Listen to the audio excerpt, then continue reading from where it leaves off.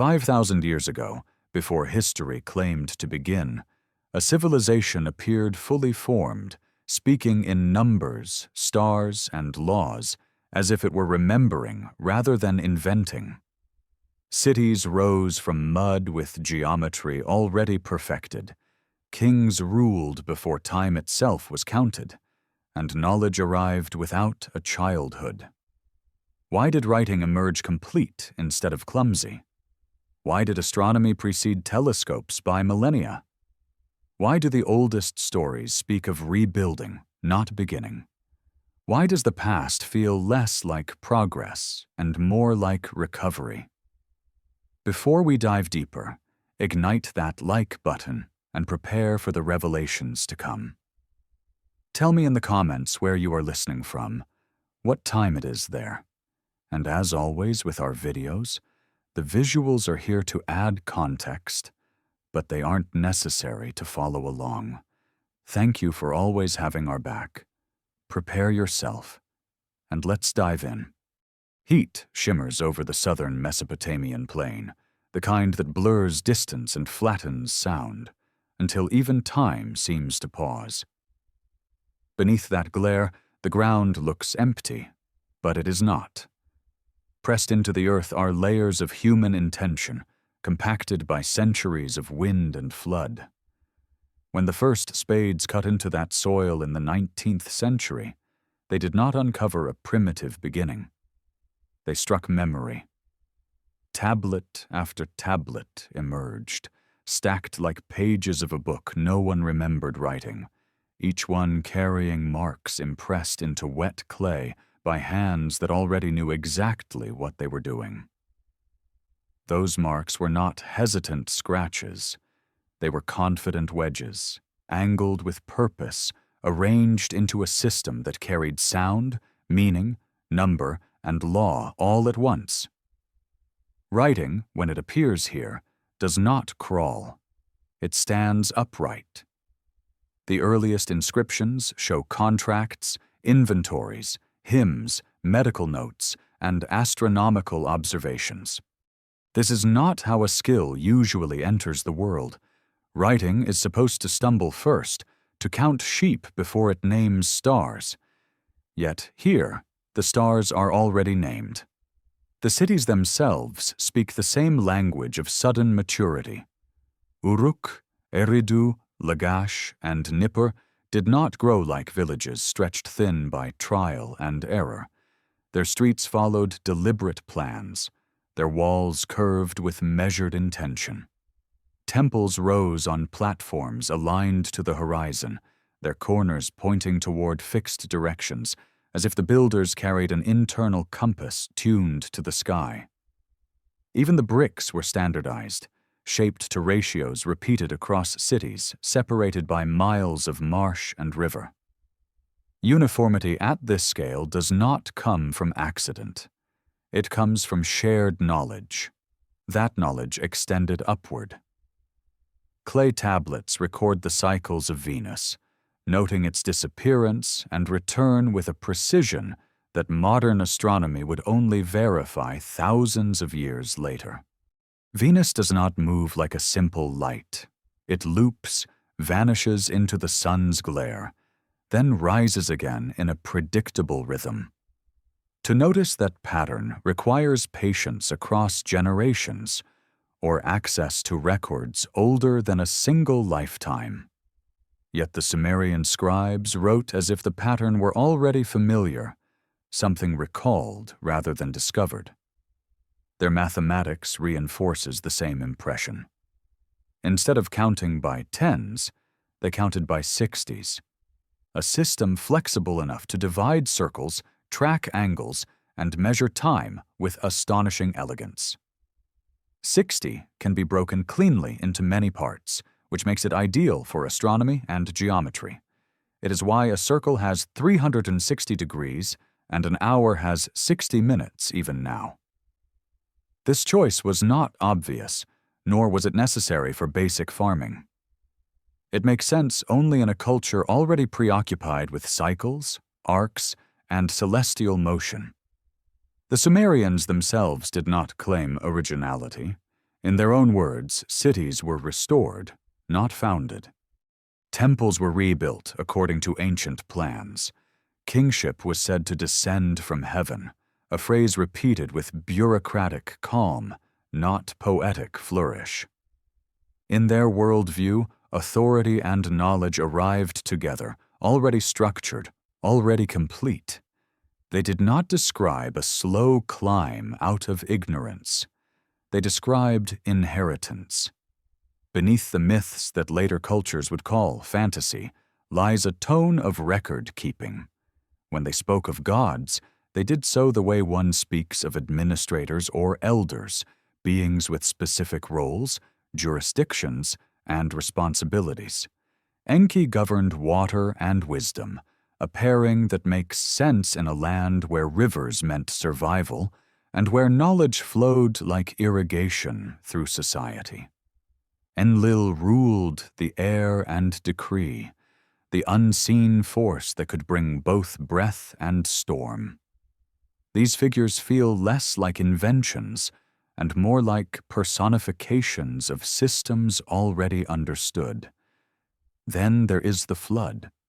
It appears not as a moral lesson, but as a boundary, a line drawn through time. Before it, rains stretch into impossibility. After it, years collapse into human scale. Archaeology offers an echo of this division.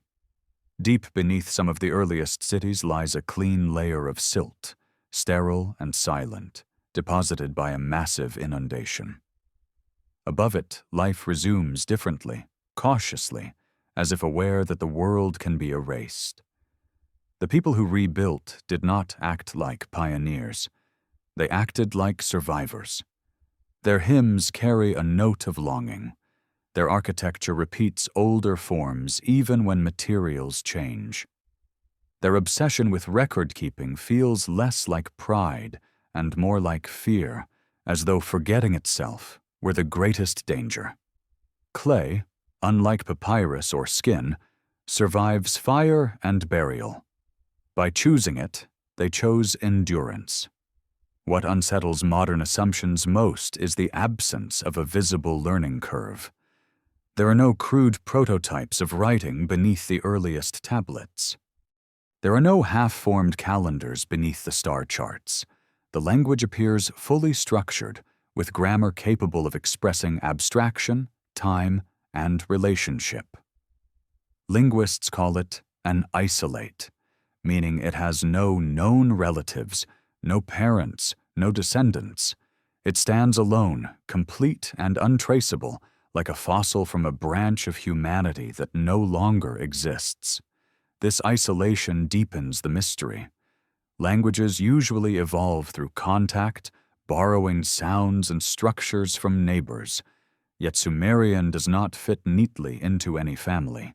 Its verbs stack meaning like layers of clay, building entire sentences into single words. This design reflects a worldview where relationships matter more than order, where context shapes reality. Such sophistication suggests long internal development, but there is no archaeological shadow of that development to be found. The same pattern appears in their sciences. Medical tablets list symptoms and treatments with clinical detachment. Astronomy texts distinguish between wandering stars and fixed ones, an early recognition of planets versus constellations. Legal codes outline responsibility, compensation, and intent. Music was tuned to mathematical ratios.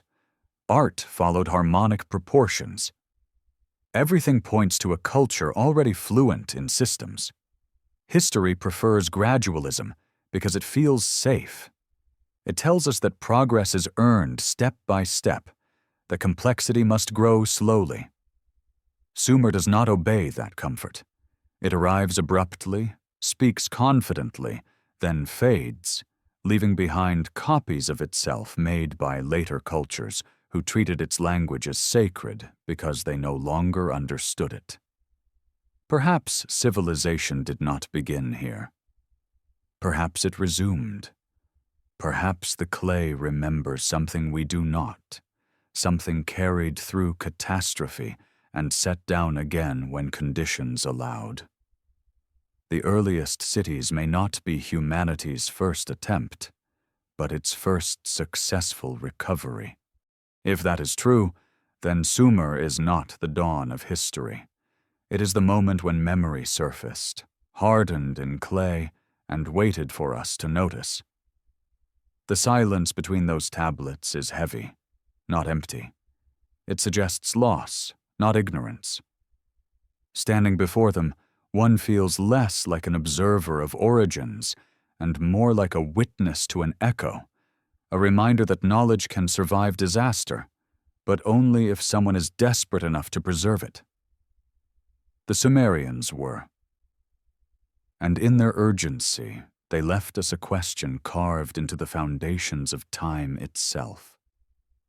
What world ended so completely that even its name was washed away, leaving only its shadows pressed into mud?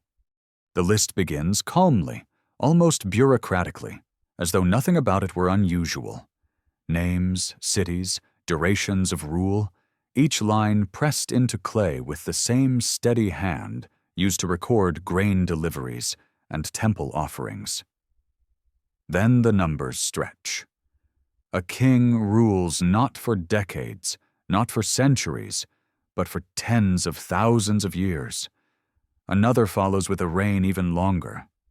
The pattern repeats until the mind instinctively recoils, searching for metaphor, symbolism, anything that might soften the weight of what is being claimed.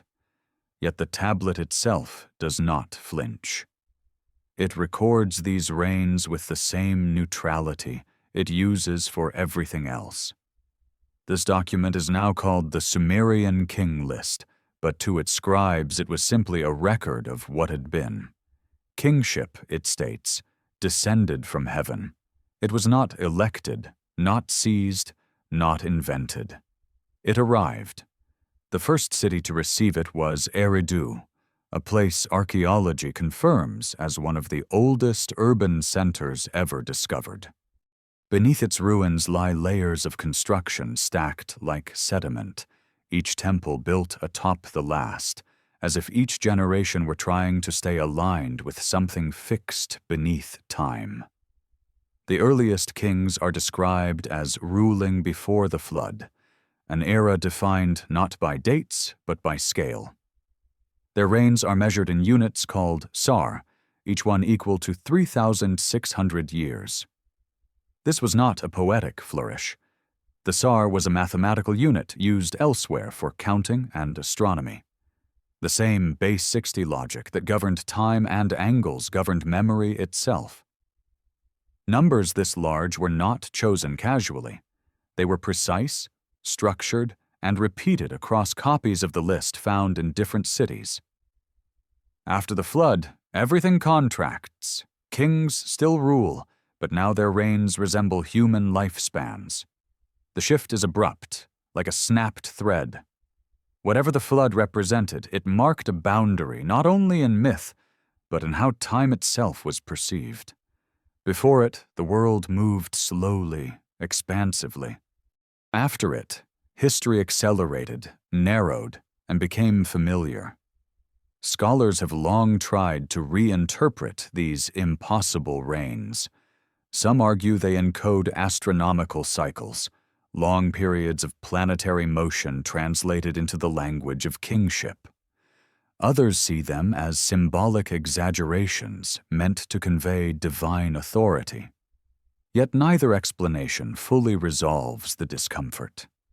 These numbers appear in administrative documents, not in hymns. They are written by the same scribes who balanced accounts and recorded land sales. If symbolism was intended, it was applied with unusual restraint. More unsettling is the consistency.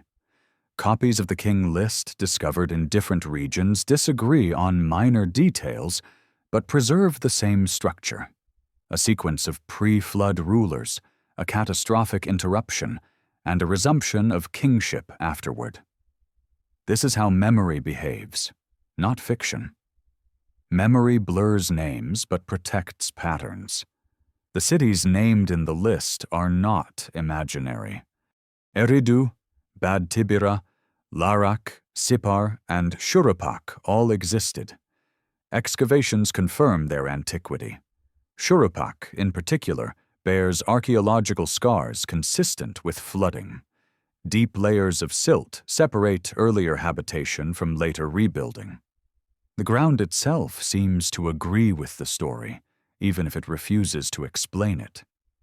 In Sumerian thought, kingship was not merely political power. It was a cosmic function, a stabilizing force that mirrored order in the heavens. The king served as a point of alignment between sky and soil, ritual and labor. This idea survives in later cultures as divine right, but in Sumer it carries an older tone, less ideological and more procedural. Kingship was something that could be lowered, raised, withdrawn, and restored, like a tool or a system. The pre-flood kings are not described as gods, yet neither are they described as ordinary men. They occupy a blurred space, ruling cities while participating in a world where boundaries were different. Their names do not appear elsewhere, as if they belong to a vocabulary that did not survive the flood.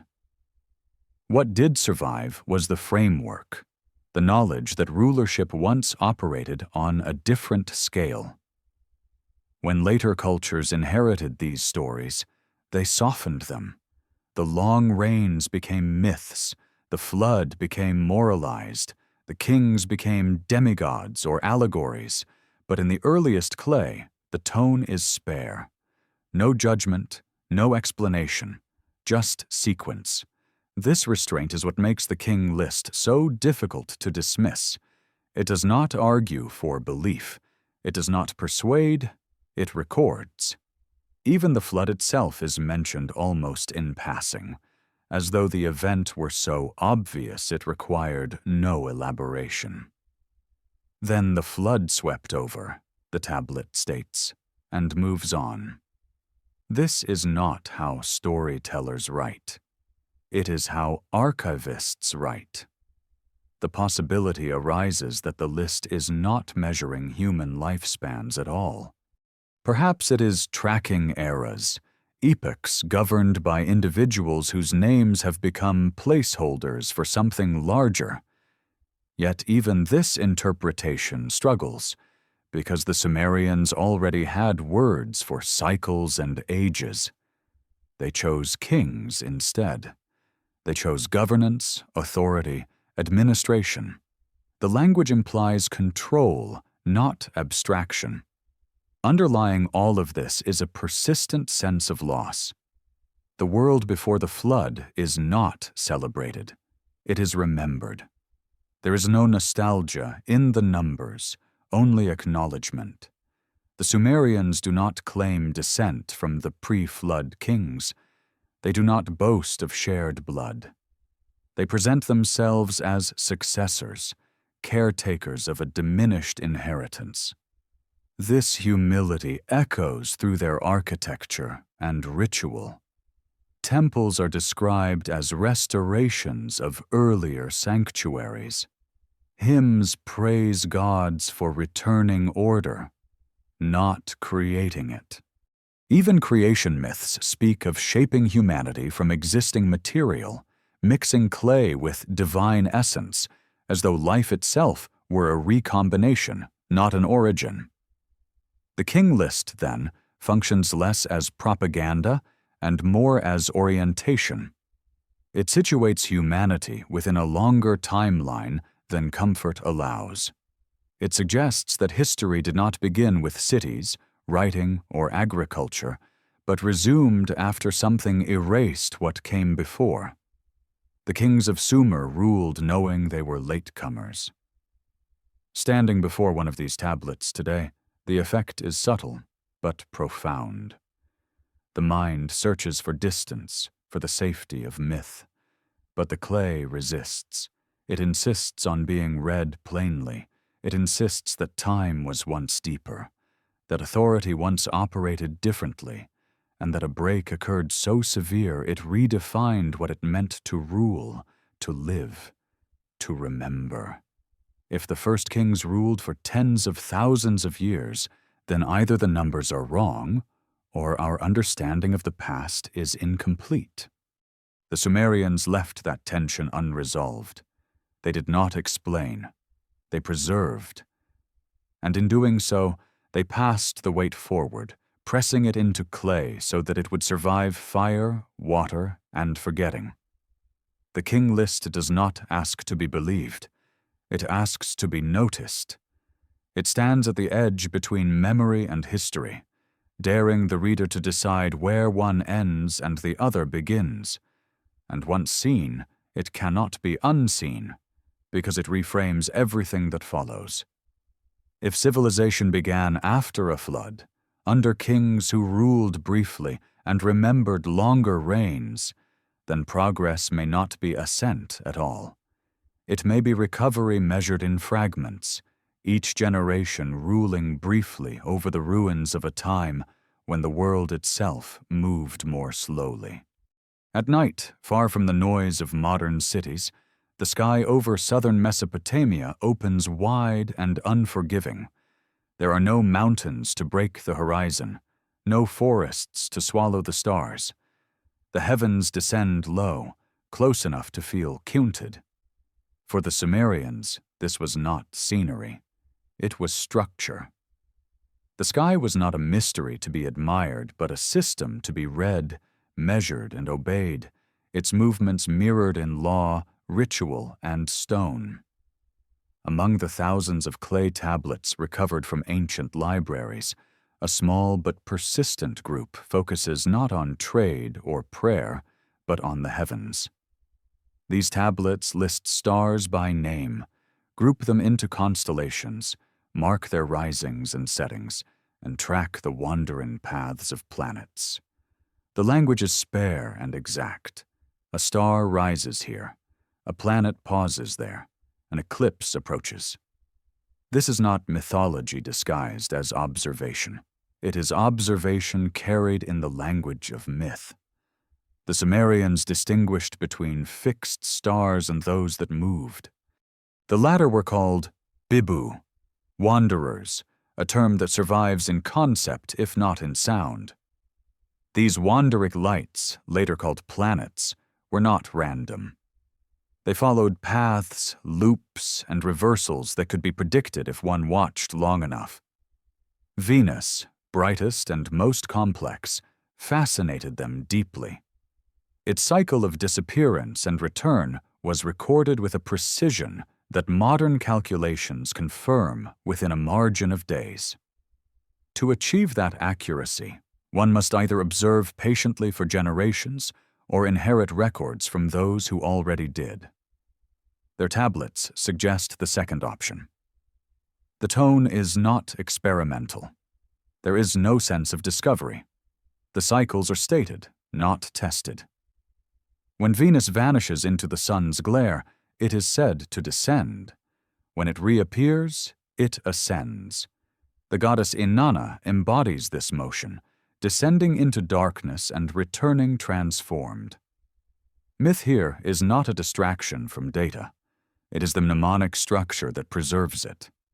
The same is true of the moon. Lunar phases were tracked carefully, not only for ritual timing, but for agriculture and prediction. The moon governed months, tides, and planting cycles. Its eclipses were feared not because they were unknown, but because they were known too well. An eclipse meant the interruption of order, a temporary devouring of light. Tablets describe the timing of eclipses and prescribe rituals to respond, implying foreknowledge rather than surprise. Underlying all of this is mathematics. The Sumerian base 60 system allowed fractions and divisions ideal for celestial measurement. Circles could be divided cleanly. Angles could be tracked precisely.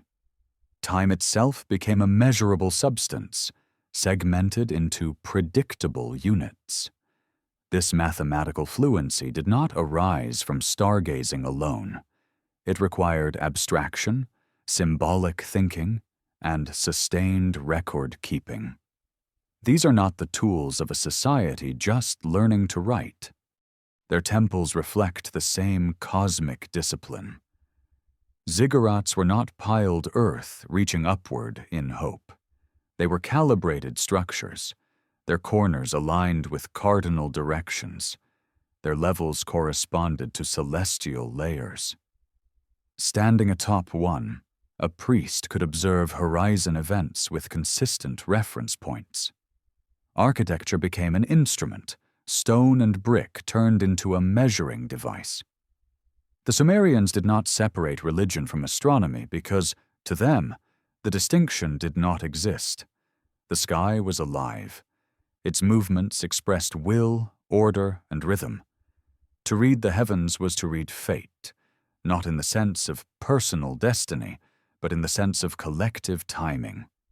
Floods, harvests, wars, and kingship all unfolded within a cosmic schedule. This worldview demanded continuity. Observations made by one generation had to be preserved for the next. Oral memory was not enough. Clay tablets ensured that cycles longer than a human life could be tracked. Some astronomical periods require centuries to confirm. The slow wobble of the stars against the seasons, now called precession, unfolds over thousands of years.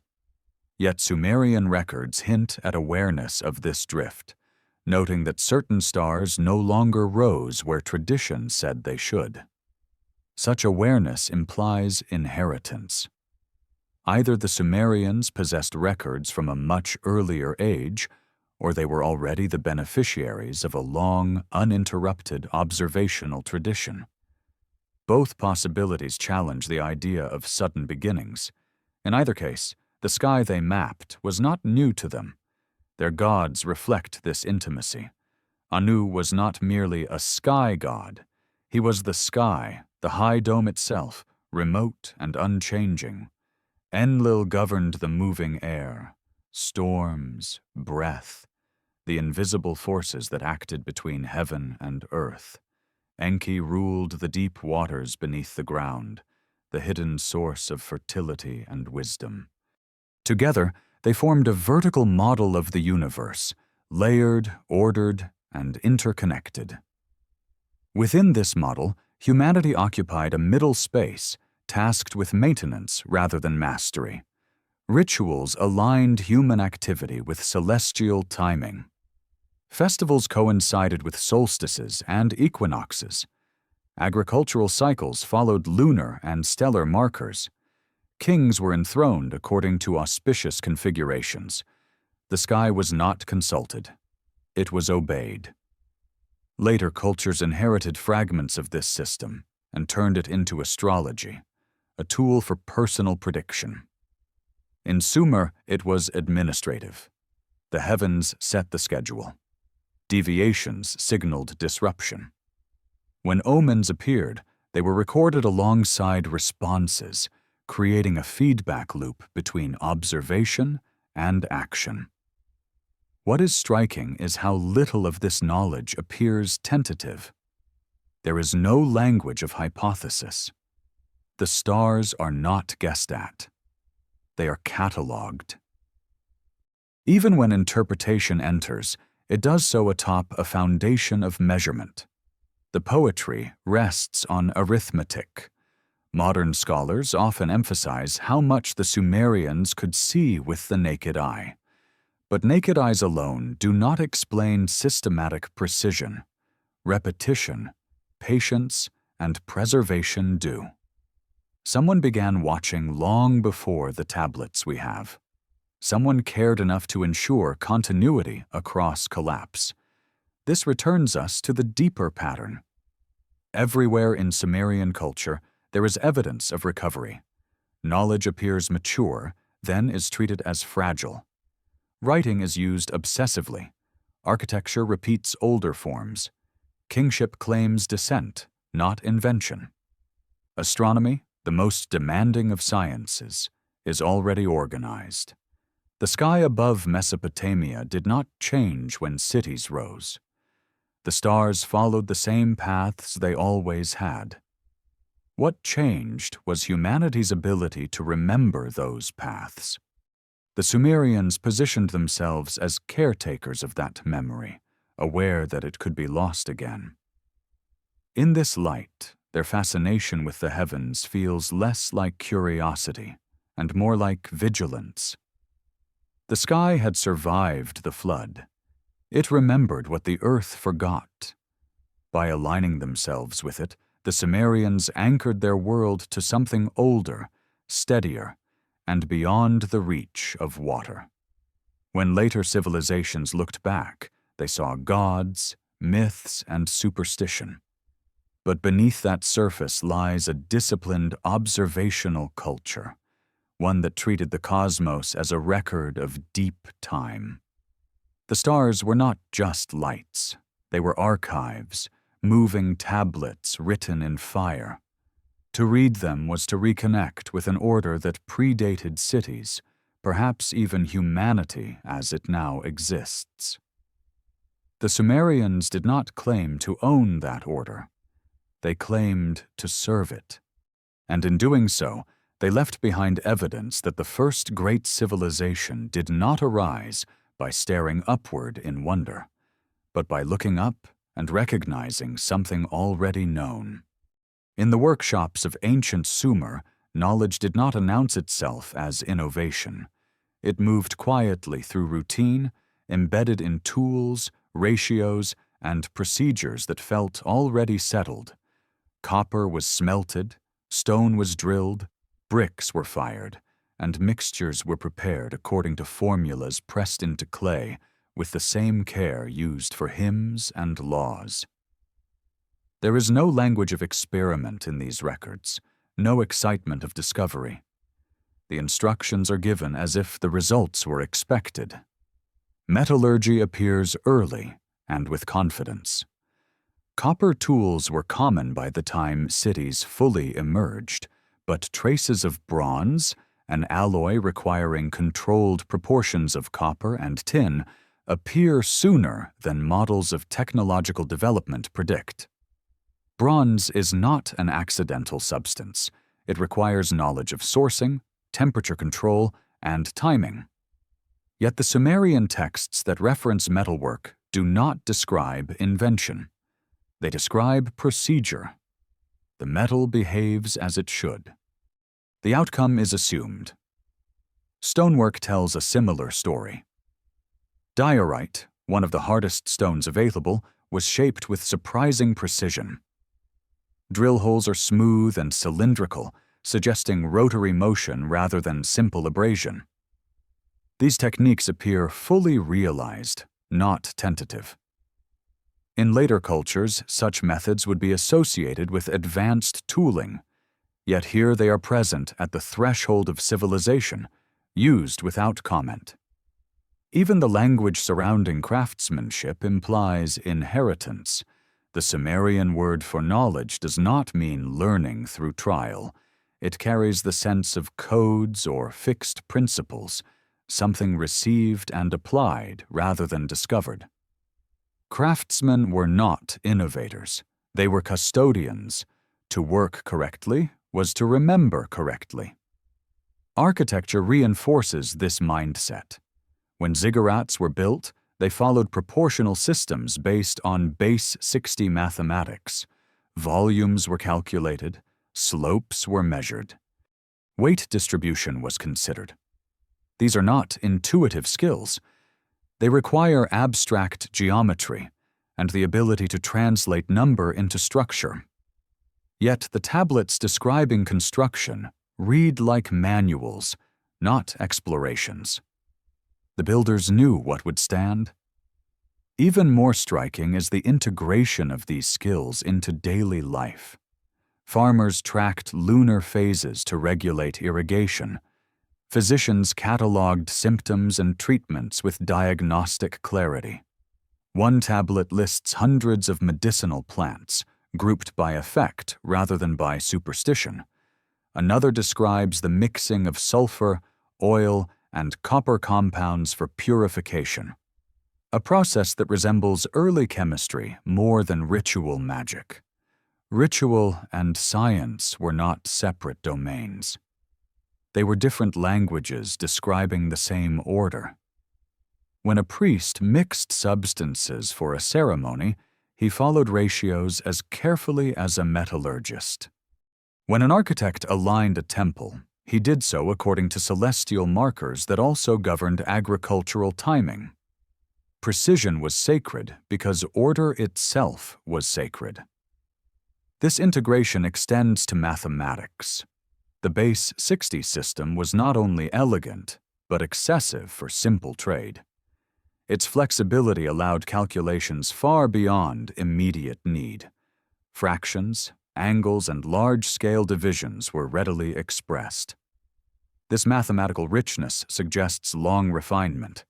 Systems that survive are usually shaped by use, but here the system appears overqualified, capable of far more than the society strictly required.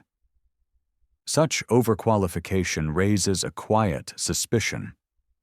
Tools are often inherited from contexts larger than the ones in which they are used. A farmer might wield a calendar designed by astronomers. A builder might follow proportions developed for monuments no longer standing. The Sumerian world feels like one operating on remnants of a greater framework, applying it faithfully even when its original scope had diminished. Their myths hint at this as well. The god Enki is described as the keeper of the me, fundamental principles governing everything from kingship to weaving. These were not inventions. They were tablets, codes that existed before humanity fully understood them. When they were distributed, civilization awakened. The story is spiritual, but the metaphor is technical. Civilization activates when instructions are applied. This idea appears again in the way Sumerians described creation. Humans were formed not from nothing, but from clay mixed with divine essence. The process is procedural. Matter is combined with a catalyst. The result is animated. Even life itself is described as assembly rather than emergence. Such language mirrors their approach to craft and science.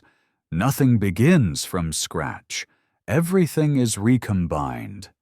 Archaeology occasionally uncovers objects that deepen this impression.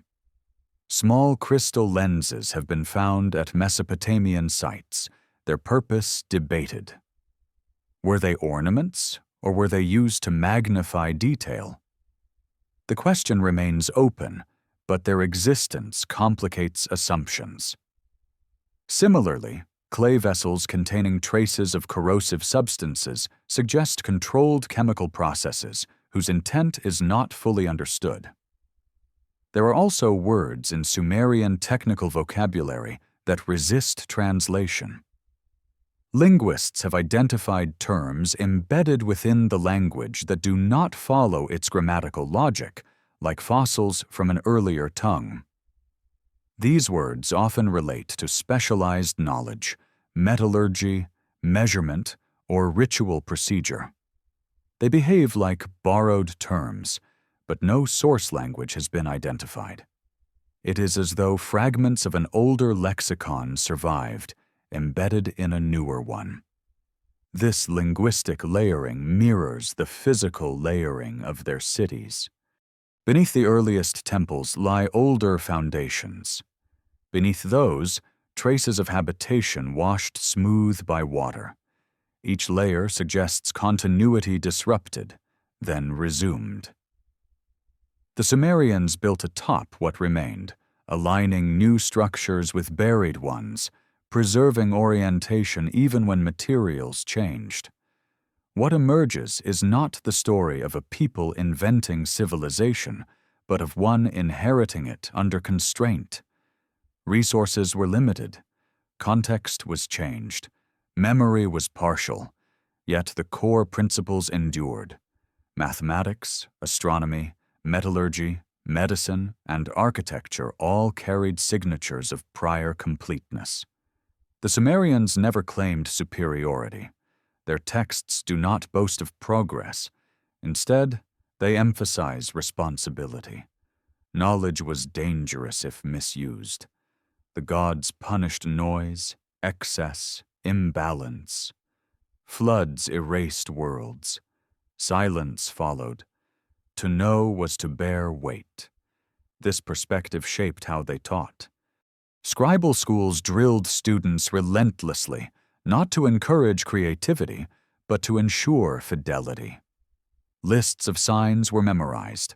Bilingual texts preserved older language forms long after they ceased to be spoken. Knowledge was treated like a fragile artifact, not a playground. The modern tendency is to celebrate innovation. The Sumerian impulse was preservation. In a world that had already been erased once, continuity mattered more than novelty. Every correctly copied tablet was an act of resistance against forgetting. When viewed through this lens, the technological sophistication of early Sumer stops being anomalous. It becomes symptomatic. A culture rebuilding from fragments will prioritize stability. It will reuse trusted systems. It will avoid experimentation that risks collapse. Its achievements will appear sudden, not because they were invented quickly, but because they were restored deliberately. The tools of Sumer feel like echoes. Each one hints at a broader context no longer visible. Each ratio, mixture, and alignment suggests a blueprint whose full dimensions have been lost. Civilization here does not look young. It looks careful. And perhaps that is the most unsettling aspect. The first cities we know were not exuberant beginnings. They were cautious continuations. The people who built them lived with the awareness that worlds can end. Their technology reflects that awareness, precise, restrained, and deeply conservative. It is the technology of survivors, not pioneers, shaped by the quiet determination to hold on to what remains when the larger structure has already fallen. The libraries of ancient Sumer were not places of leisure or display. They were sanctuaries against disappearance. Clay tablets filled rooms from floor to ceiling, stacked carefully, catalogued by subject, guarded by priests and scribes who understood that what they protected could vanish forever. Writing here was not an art. It was an emergency measure, a way to anchor knowledge in matter sturdy enough to survive fire, flood, and neglect. Nippur stood at the center of this effort. It was not a capital in the political sense. No king ruled from its streets. No armies marched under its banner. Yet its influence reached every city of Sumer because it housed the great temple of Enlil, and beneath it, one of the largest archives of the ancient world. Tens of thousands of tablets were stored there, covering law, astronomy, medicine, ritual, mathematics, and myth. The range alone is startling. A civilization supposedly at its beginning should not already feel the need to document everything. The tone of these texts reveals urgency. Scribes copied older tablets even when the language was no longer spoken in daily life. Sumerian itself became a scholarly tongue, preserved alongside Akkadian translations like a fossil embedded in a newer layer. Students in scribal schools memorized long lexical lists pairing ancient words with contemporary ones, not because it was practical, but because it was sacred. The past was not obsolete. It was authoritative. This reverence suggests awareness of loss. Knowledge was already slipping away when these libraries were built. The act of copying was described explicitly as restoration. Colophons at the end of tablets state that damaged originals were repaired from memory, from fragments, from whatever could be recovered. These are not the habits of a confident, expanding culture. They are the habits of one looking backward, trying to salvage continuity. The libraries themselves were structured with care. Texts were grouped by discipline. Astronomical tablets were kept together. Medical texts formed their own collections. Ritual instructions were preserved alongside mythological narratives, reflecting a worldview where practice and story reinforced each other. Nothing was random. Even poetry was archived systematically. Among the most haunting tablets are those that read like philosophical reflections. Laments for destroyed cities speak of silence, of gods departing, of streets empty of sound. These are not metaphors for individual grief. They describe societal trauma. Cities are personified as bodies wounded by catastrophe. The destruction is not blamed on human failure alone. It is presented as a cosmic withdrawal, an imbalance that could happen again. This awareness shaped how history was recorded. The Sumerians did not write chronicles in the modern sense. They did not narrate events sequentially with commentary. Instead, they preserved lists, laws, and precedents. Memory was encoded structurally. To know what had happened was to know how things were arranged before they broke. The Epic of Gilgamesh, preserved in fragments across centuries, emerges from this archival mindset. It is not merely a story of heroism.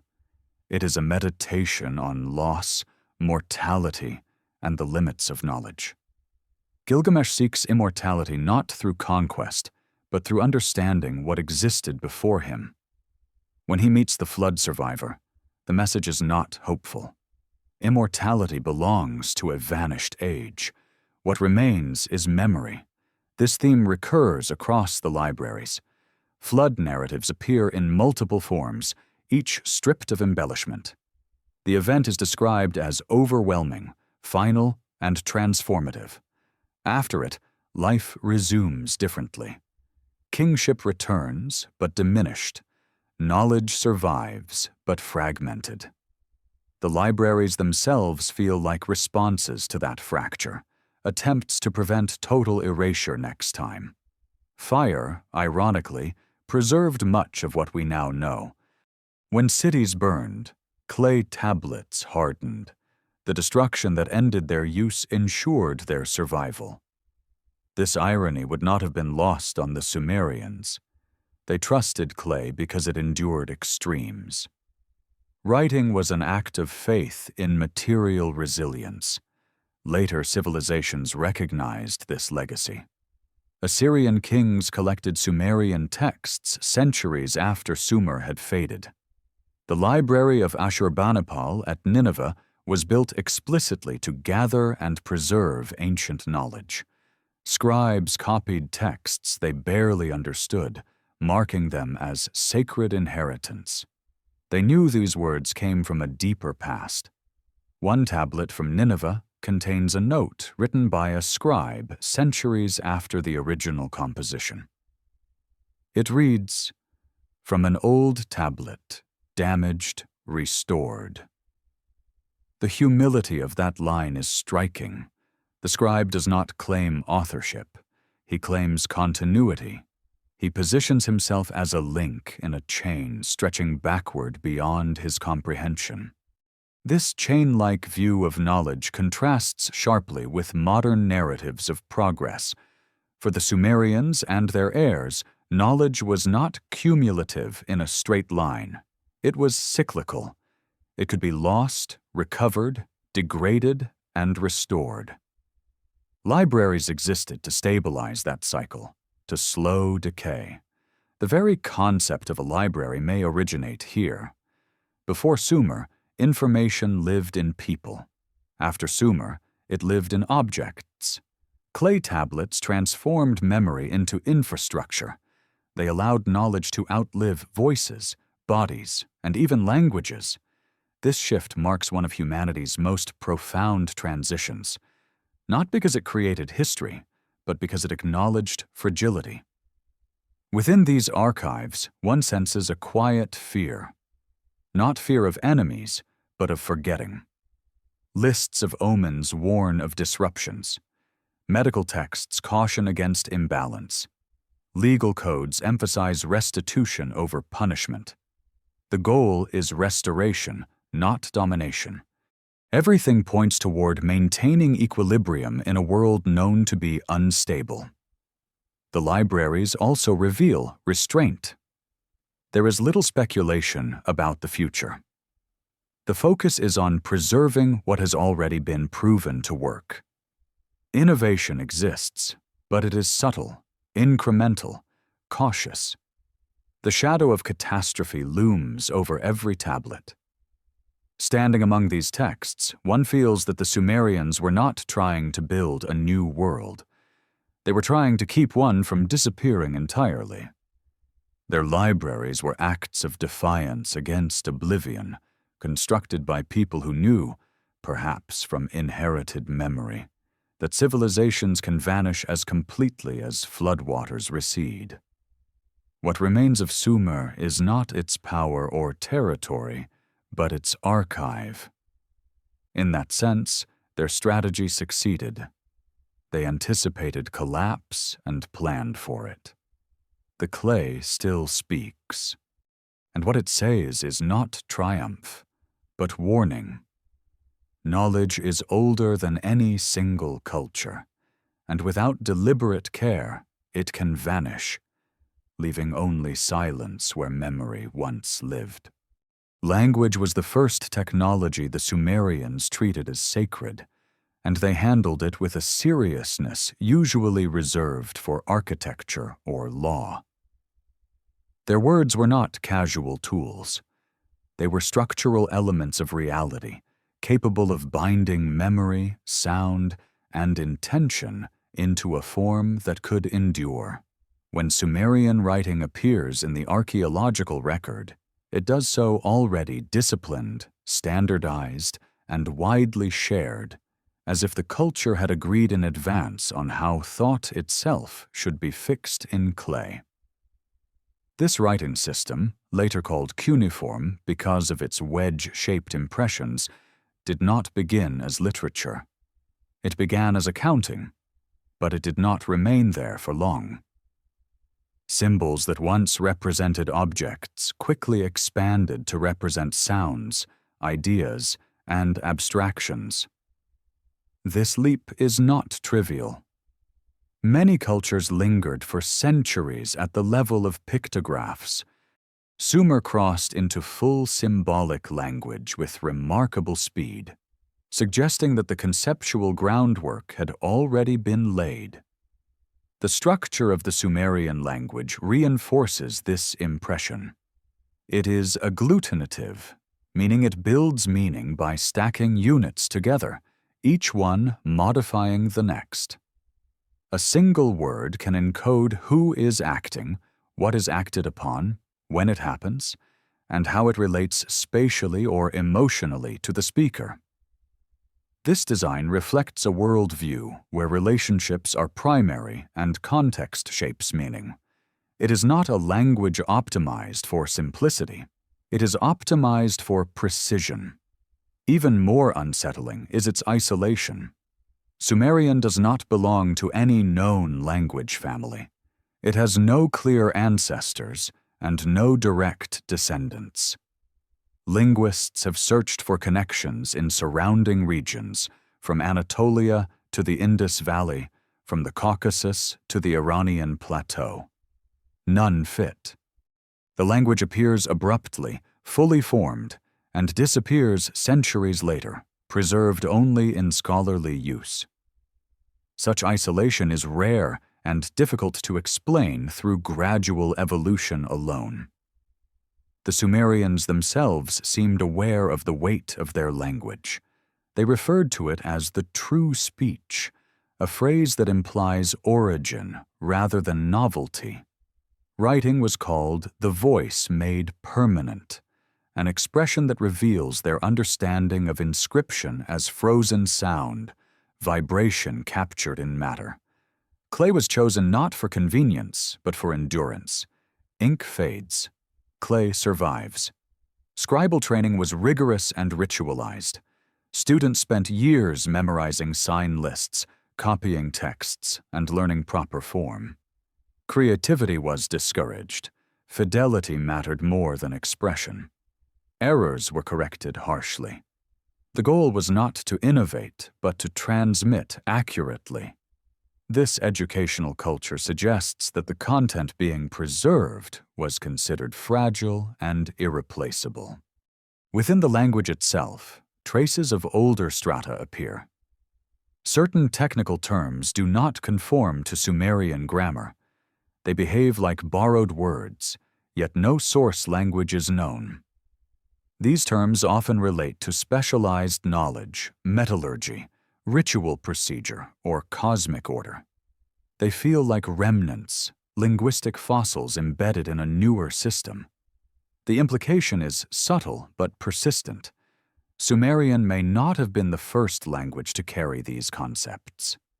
Mythological texts echo this sense of inheritance. The gods are often described as possessing me, fundamental principles that govern existence. These are not vague blessings. They are specific functions: kingship, wisdom, craftsmanship, truth. Civilization unfolds when these principles are distributed. The story frames knowledge as something that exists independently of humanity, waiting to be received. Creation myths reinforce the same logic. Humans are assembled, not spontaneously generated. Clay is mixed with divine essence according to deliberate procedure. The process resembles craftsmanship more than miracle. Life itself is described as structured, rule-bound, and repeatable. This is not how societies that see the world as chaotic tend to speak. Even the sound of the language carries weight. Reconstructed readings of Sumerian poetry reveal heavy consonants, long vowels, and rhythmic repetition. The cadence feels deliberate, almost incantatory. Some hymns appear structured around mathematical patterns, with repeated lines and measured syllable lengths. Sound, number, and meaning intertwine. Language becomes a tool for alignment, not merely communication. As Sumer declined, its language did not vanish immediately. It retreated into the temple and the school. Akkadian, a Semitic language, became the spoken tongue of daily life, but Sumerian remained the language of ritual, scholarship, and law. For centuries, scribes continued to study and copy texts in a language no one spoke fluently. This persistence is extraordinary. It suggests reverence not for utility, but for perceived origin. Bilingual tablets preserve this transition, Sumerian on one side, Akkadian on the other. The older language is treated with care, its meanings glossed and explained. Students learned it the way later scholars would learn Latin, not to speak, but to access authority. Sumerian had become scripture. This pattern mirrors the broader cultural theme. The Sumerians did not see themselves as inventors at the dawn of time. They saw themselves as inheritors at the edge of forgetting. Their language reflects that stance. It is precise, conservative, resistant to change. It preserves complexity even when simplification would be easier. Modern attempts to translate Sumerian encounter persistent ambiguity. Many signs carry multiple meanings depending on context. Words blur boundaries between physical and conceptual. A single sign can mean mountain, foreign land, or divine realm. The distinctions we rely on feel less rigid here. as though the world had not yet been fully compartmentalized. Some researchers have noted correlations between Sumerian phonetics and mathematical ratios, suggesting that sound itself may have been organized according to numerical harmony. While such theories remain speculative, they resonate with the broader pattern of integration. In Sumer, language, number, and cosmos were not separate domains. They were expressions of the same order. The isolation of Sumerian may not indicate uniqueness so much as age. Languages diversify over time. The older a language is, the more likely its relatives have vanished. If Sumerian preserves elements of a much earlier linguistic system, one erased by catastrophe or migration, its solitude becomes understandable. The Sumerians never explain where their language came from. They attribute it to divine origin, to gods associated with writing and wisdom. In modern terms, this may simply mean that its origins lay beyond living memory. When explanation fails, myth fills the gap. What remains clear is that Sumerian writing was not an experiment. It was an implementation. Its structure, discipline, and immediate sophistication suggest preparation rather than improvisation. Someone, at some point, decided how thought would be fixed into clay, and that decision spread rapidly across cities. Language here functions as infrastructure. It supports law, science, ritual, and memory. It is the framework that allows civilization to persist even when cities fall. In that sense, Sumer's greatest achievement may not be its temples or kings, but its decision to make thought permanent. When Sumerian finally faded completely, forgotten for nearly 2,000 years, its clay tablets remained buried, waiting. When modern scholars deciphered them, they did not uncover a primitive tongue. They uncovered a system already old when it was written, carrying the weight of something earlier still. The language speaks softly, but its message is consistent. Words can survive worlds, and sometimes they are all that remains. Creation, in the Sumerian imagination, was never spontaneous. It was deliberate, procedural, and heavy with consequence. The oldest creation narratives pressed into clay do not describe a sudden burst of light or a singular act of will. They describe labor, fatigue, negotiation, and eventually, engineering. The universe is already active when the story begins. Gods work, dig canals, maintain order. Creation emerges as a solution to exhaustion, not as a miracle. In the Atrahasis tradition, which predates later biblical accounts by many centuries, the lesser gods are said to have toiled endlessly, shaping the land, controlling waters, and sustaining the world. Their labor becomes unbearable. They rebel, not with chaos, but with complaint. The response is not punishment, but redesign. A new being will be made to carry the burden. Humanity enters the story not as a crown of creation, but as a functional necessity.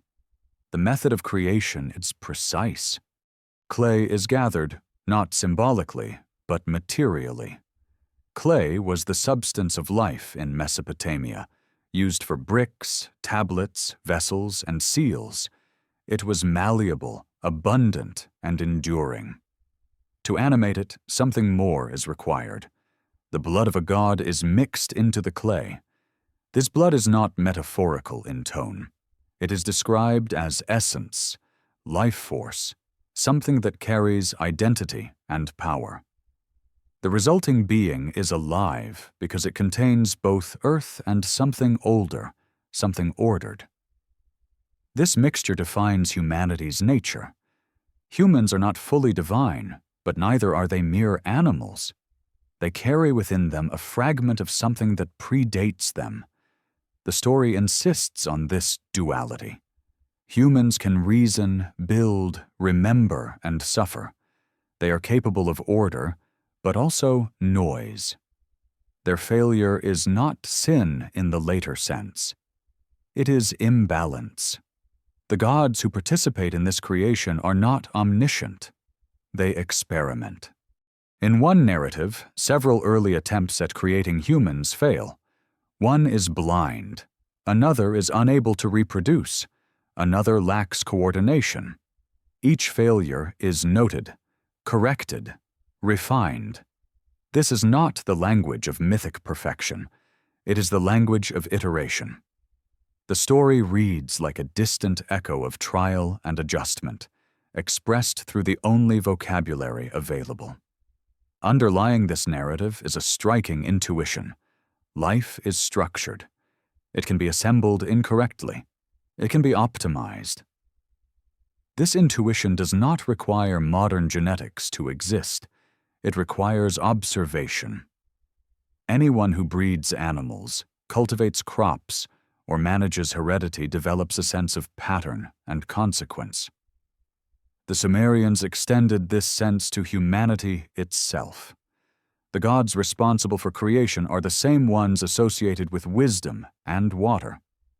Enki, Lord of the Deep, presides over the process. Water here is not chaos. It is potential, the medium from which form emerges. Clay mixed with water becomes workable. Knowledge mixed with matter becomes life. The symbolism is consistent across domains. Once humanity is created, its purpose is clear. Humans maintain the world. They build, farm, and offer rituals that sustain balance. The gods withdraw slightly, not disappearing, but stepping back. Creation is complete not when humanity is made, but when it functions. The universe continues because someone tends it. This framework changes how catastrophe is understood. When humans become too numerous or too loud, the system destabilizes. The gods respond not out of malice, but out of necessity. The flood, in this context, is not moral judgment. It is system reset. Excess is reduced. Balance is restored.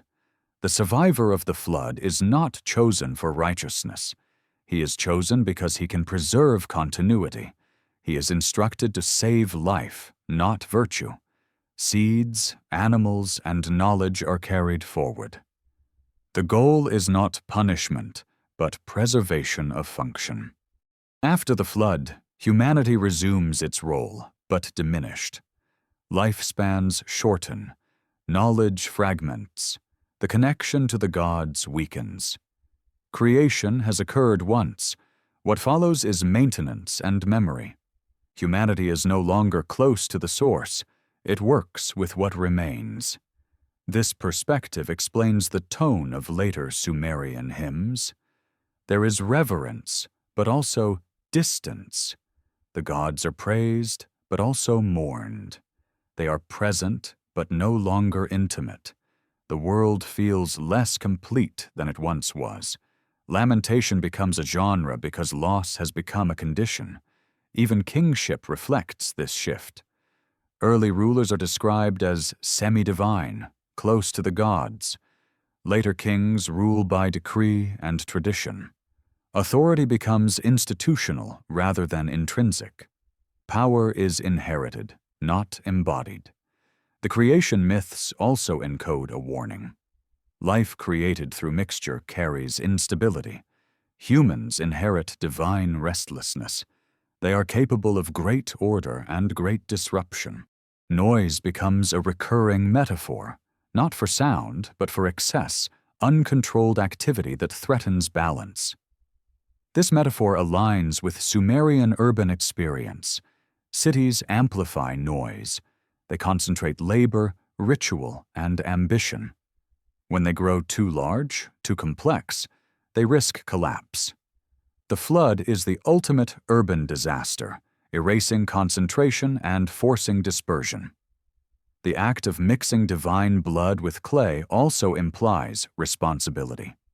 If humans carry something divine, then misuse of power is especially dangerous.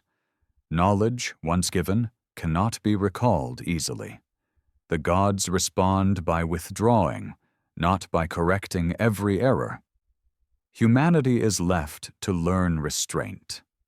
Later cultures would reinterpret these stories morally, turning imbalance into sin and reset into punishment. The Sumerian originals remain colder, more systemic. They speak of processes, not judgments. Creation is engineering. Destruction is correction. This worldview aligns with everything else the Sumerians left behind. Their sciences seek balance. Their laws emphasize restitution. Their rituals aim to restore order rather than glorify conquest. Even their art is controlled, patterned, and restrained. The creation of humanity is not a triumphant beginning. It is a compromise. The gods solve their problem, but create another. Humans solve labor, but introduce unpredictability. The system continues, imperfect but functional. In this light, humanity's role is clear. Humans are not masters of creation. They are caretakers of a system they did not design. Their intelligence is inherited, not earned. Their task is not expansion, but maintenance. The creation myths, then, are not origin stories in the modern sense. They are operational manuals. They explain why the world works the way it does and why it sometimes fails. They encode responsibility into existence itself. When read this way, the myths lose none of their power. Instead, they gain coherence. They become expressions of a civilization that understood complexity, fragility, and consequence at the very moment it entered history. Humanity begins not with innocence, but with obligation, shaped from clay and memory, carrying within itself the residue of something older, heavier, and only partially remembered. Water defined everything in Sumer, not as scenery, but as destiny. The rivers brought life, cutting channels through the plain, feeding fields, shaping trade. They also brought ruin. When they swelled beyond their banks, there was nowhere to flee. No hills rose to offer refuge. The same water that sustained civilization could erase it in a single season. This intimacy with destruction shaped how the Sumerians understood catastrophe, not as anomaly, but as recurrence. The flood stories preserved in their tablets carry this familiarity. They are not theatrical. They do not linger on terror. They describe rising water, collapsing order, and silence afterward with a tone that feels observational, almost weary. The flood is not framed as the first of its kind. It is framed as the one that mattered most, the one that divided time. Archaeology mirrors this memory. Beneath several major Sumerian cities lies a distinct layer of clean silt, devoid of artifacts, separating earlier habitation from later rebuilding. This layer is not debris from gradual flooding. It is uniform, thick, and sudden, deposited by water powerful enough to wipe settlements clean. Above it, life resumes, but differently. Below it, traces of an older order remain sealed. For the Sumerians, this boundary was not abstract. It defined legitimacy. Kings before the flood belonged to a different category of being. Their reigns stretched beyond comprehension. After the flood, kings were mortal, their authority limited, their cities fragile. The flood did not simply destroy structures, it recalibrated reality. This recalibration extended to memory itself. Knowledge survived, but fragmented. Language persisted, but shifted. Technologies remained, but lost context. What once may have been intuitive became ritualized. The flood did not just drown bodies, it drowned understanding. The survivor figure embodies this transition. Ziusudra, later known as Utnapishtim, is not a hero in the modern sense. He is obedient, cautious, and precise.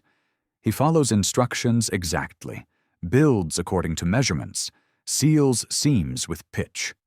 Survival is not achieved through strength or cunning, but through adherence to preserved knowledge. The vessel itself is described in technical terms. Dimensions are given. Materials are specified. The story reads less like legend and more like instruction remembered through poetry. When the waters recede, the survivor does not reclaim the old world. He steps into a diminished one.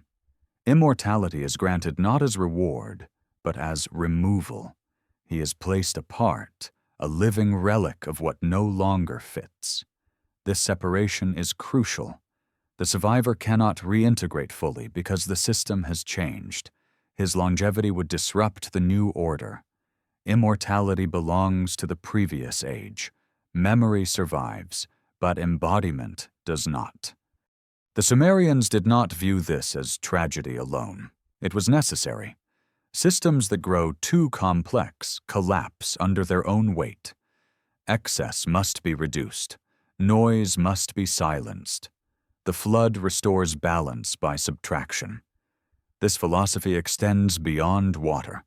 The flood becomes a template for understanding all collapse. Cities fall, empires fade, knowledge recedes, the pattern repeats. Each time, something survives, but never everything. Continuity is partial by design. This cyclical understanding contrasts sharply with linear progress narratives. For the Sumerians, time was not a straight line moving upward. It was a sequence of rises and resets. Advancement invited collapse. Preservation required humility. The rituals developed after the flood reflect this caution. Offerings seek to appease forces, not dominate them. Omens are studied to anticipate imbalance. Laws aim to repair rather than punish.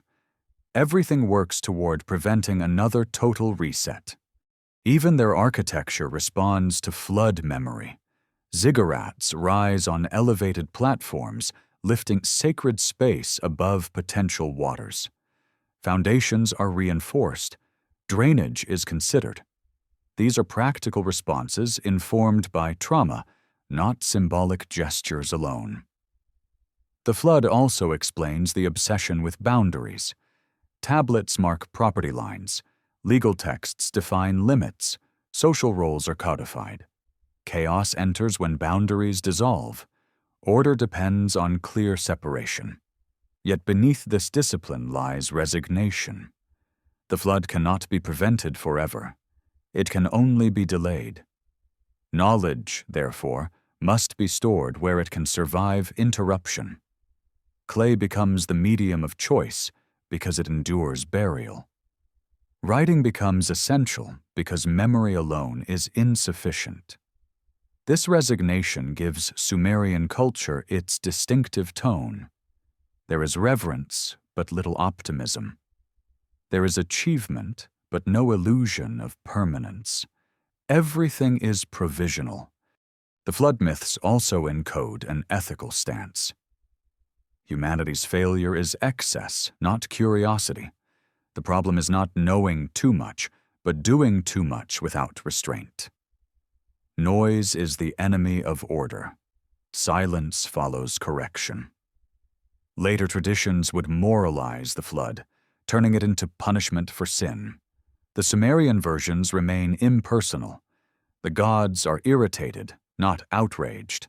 The response is corrective, not vindictive. This impersonal tone aligns with the broader worldview. The universe operates according to balance. When imbalance grows too large, correction follows. No apology is offered. No explanation is required. In this sense, the flood is not an exception. It is an expression of the same logic that governs seasons, celestial cycles, and political authority. Everything that rises too high will fall. Everything that grows too loud will be quieted. The memory of the flood persists because it explains why the world feels diminished. The Sumerians lived with the awareness that something greater had existed and been lost. Their civilization was not a beginning, but an after. This awareness shapes their humility. They do not claim mastery over nature. They negotiate with it. They do not assume permanence. They plan for loss. The flood is the central scar in their historical consciousness. It justifies caution, reverence, and preservation. It explains why kings rule briefly, why gods withdraw, why knowledge must be guarded. In the end, the flood is not remembered for its water. It is remembered for what it erased and what it forced humanity to become afterward. Smaller, more careful, more aware of limits. The Sumerians did not fear the flood because it was unknown. They feared it because it was familiar. It had happened before. It would happen again. And in that knowledge, they built a civilization designed not to conquer time, but to endure its interruptions, leaving behind fragments sturdy enough to speak when the waters receded once more. Memory, for the Sumerians, did not reside solely in stories. It was embedded in stone, in numbers, in patterns that repeated across cultures separated by distance and language. When later civilizations emerged along the Nile, the Indus, and beyond, they carried echoes that feel uncannily familiar. Monumental architecture appeared suddenly. Urban grids were laid out with geometric discipline. Astronomical alignments governed sacred space. To modern eyes, these similarities suggest influence or coincidence. To the Sumerians, they would have signaled continuity. The earliest Egyptian temples, like those at Abydos and Saqqara, share conceptual ground with Sumerian sanctuaries. Both are oriented with cardinal precision. Both encode cosmic order into stone. Both elevate sacred space above the floodplain, separating it from the chaos of water. These parallels appear not at the height of either civilization, but at their beginnings. Complexity does not creep in. It arrives intact. In the Indus Valley, cities like Mohenjo-Daro and Harappa display advanced urban planning from their earliest phases. Streets intersect at right angles. Drainage systems run beneath homes. Brick sizes are standardized. This level of coordination requires centralized knowledge and shared standards, yet there is little evidence of gradual experimentation. The system appears already optimized. What links these distant cultures is not trade alone. It is timing. Around the same broad window of history, complex civilizations emerge across the ancient world, each bearing signs of inherited sophistication. This simultaneity strains linear explanations. Independent invention is possible, but the uniformity of certain principles suggests shared memory rather than isolated genius. The Sumerians themselves hinted at such dispersion. Their myths describe knowledge traveling with gods and heroes, crossing lands and seas. The figure of Enki, associated with wisdom and water, is said to move between realms, distributing skills and laws. This is not literal geography, but it reflects an intuition that civilization radiates outward from an older center. Trade networks reinforce this picture. Sumerian artifacts contain materials sourced from distant regions. Lapis lazuli from Afghanistan, shells from the Indian Ocean, metals from Anatolia. These routes existed early and functioned reliably. Trade does not flourish without shared expectations, measures, and trust. The infrastructure of exchange implies prior coordination. Language, too, carries echoes. While Sumerian itself stands isolated, later tongues adopt concepts that mirror its structure. The idea of divine law, kingship descending from heaven, and creation through ordered mixture appear repeatedly. The Hebrew concept of forming man from dust and breath mirrors Sumerian clay and essence. Greek myths of gods teaching humanity echo the same theme of inheritance. These repetitions are not exact copies. They are translations across time and culture. Details shift, names change, context adapts. Yet the underlying structure remains intact, like a melody played in different keys. Such persistence suggests that these ideas were not invented independently each time. They were remembered. Architecture provides the most tangible evidence of this memory. Megalithic sites predating Sumer, such as those in Anatolia, reveal sophisticated stonework built before agriculture fully emerged. Pillars are carved with symbolic animals and arranged in geometric enclosures aligned with celestial events. These structures required planning, cooperation, and astronomical awareness. They exist without writing, yet they embody order. For the Sumerians, such sites would not have been anomalies. They would have been remnants, evidence that a prior age possessed knowledge that survived only in fragments. Their myths speak of cities founded before the flood, sanctuaries lost beneath water, and gods withdrawing from ruined homes. These stories align with the archaeological reality of submerged coastlines and abandoned highlands following the end of the last ice age. Geology supports this narrative. As glaciers melted, sea levels rose dramatically, reshaping shorelines and drowning vast territories. Communities living along these coasts would have been displaced or erased. Survivors would carry memory inland, fragmentary and urgent. Over generations, that memory would condense into myth, ritual, and encoded knowledge. The Sumerians may have been heirs to such survivors. Their sudden appearance, complete with writing, astronomy, and law, resembles the reassembly of a system rather than its invention. They did not claim to be first. They claimed to restore what had been. This restoration mindset explains their conservatism. Innovation was risky. Deviation threatened balance. The goal was not novelty, but fidelity. To build correctly was to align with what had worked before disaster struck. Other cultures display similar caution at their beginnings. Early Egyptian religion emphasizes Mat, cosmic balance, above all else. The Indus civilization avoids monumental kingship, focusing instead on uniformity and regulation. These priorities reflect societies aware of fragility, not exuberance. Even myths of lost golden ages across cultures share this tone. Humanity once lived closer to gods, with longer lives and greater harmony. Then something happened. A fall, a flood, a withdrawal. What followed was a lesser age, defined by labor and limitation. These stories persist not because they flatter humanity, but because they explain loss.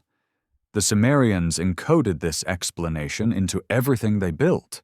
Their temples pointed to the sky. Their numbers mirrored celestial cycles. Their laws aimed to repair rather than dominate. Their libraries preserved rather than expanded. The idea of diffusion, of civilization spreading from a single source, has fallen out of favor because it oversimplifies. Yet the Sumerian case suggests something more nuanced, not diffusion of people, but diffusion of memory. Knowledge scattered, degraded, and reassembled in multiple places, each culture received fragments suited to its environment. Egypt emphasized stone and permanence. Sumer emphasized clay and record-keeping. The Indus emphasized sanitation and urban planning, different expressions of a shared inheritance. This inheritance was not complete. Each culture lost pieces. None rebuilt the entire system. That may be why no later civilization fully replicated the scope of what is hinted at in the earliest myths. The blueprint was damaged. The Sumerians sensed this damage. Their texts mourn lost cities and silent gods. Their heroes seek immortality and fail. Their kings rule briefly, aware of their limits. The world they inhabited felt incomplete. Yet within that incompleteness, they achieved remarkable coherence. By aligning themselves with memory rather than ambition, they stabilized a fractured inheritance. They became a node through which fragments passed to later ages. When modern scholars trace the roots of science, law, and literature, they repeatedly arrive at Sumer. This is not because Sumer invented everything, but because it preserved enough to transmit. It functioned as a bridge between worlds. The patterns repeating across ancient civilizations are not coincidences. They are echoes. Each one carries a piece of a larger story, one that predates writing and survives only through alignment, ritual, and encoded structure. The Sumerians listened to those echoes. They built around them. They trusted them more than novelty. And in doing so, they ensured that even after their cities turned to dust, the deeper memory would continue, resurfacing wherever humanity rebuilt, and wondered why civilization always seemed to begin already knowing so much. Time, to the Sumerians, was not an arrow. It was a wheel. It turned, slowed, broke, and turned again. This understanding shaped how they interpreted both the past and the future. Events were not isolated points marching forward.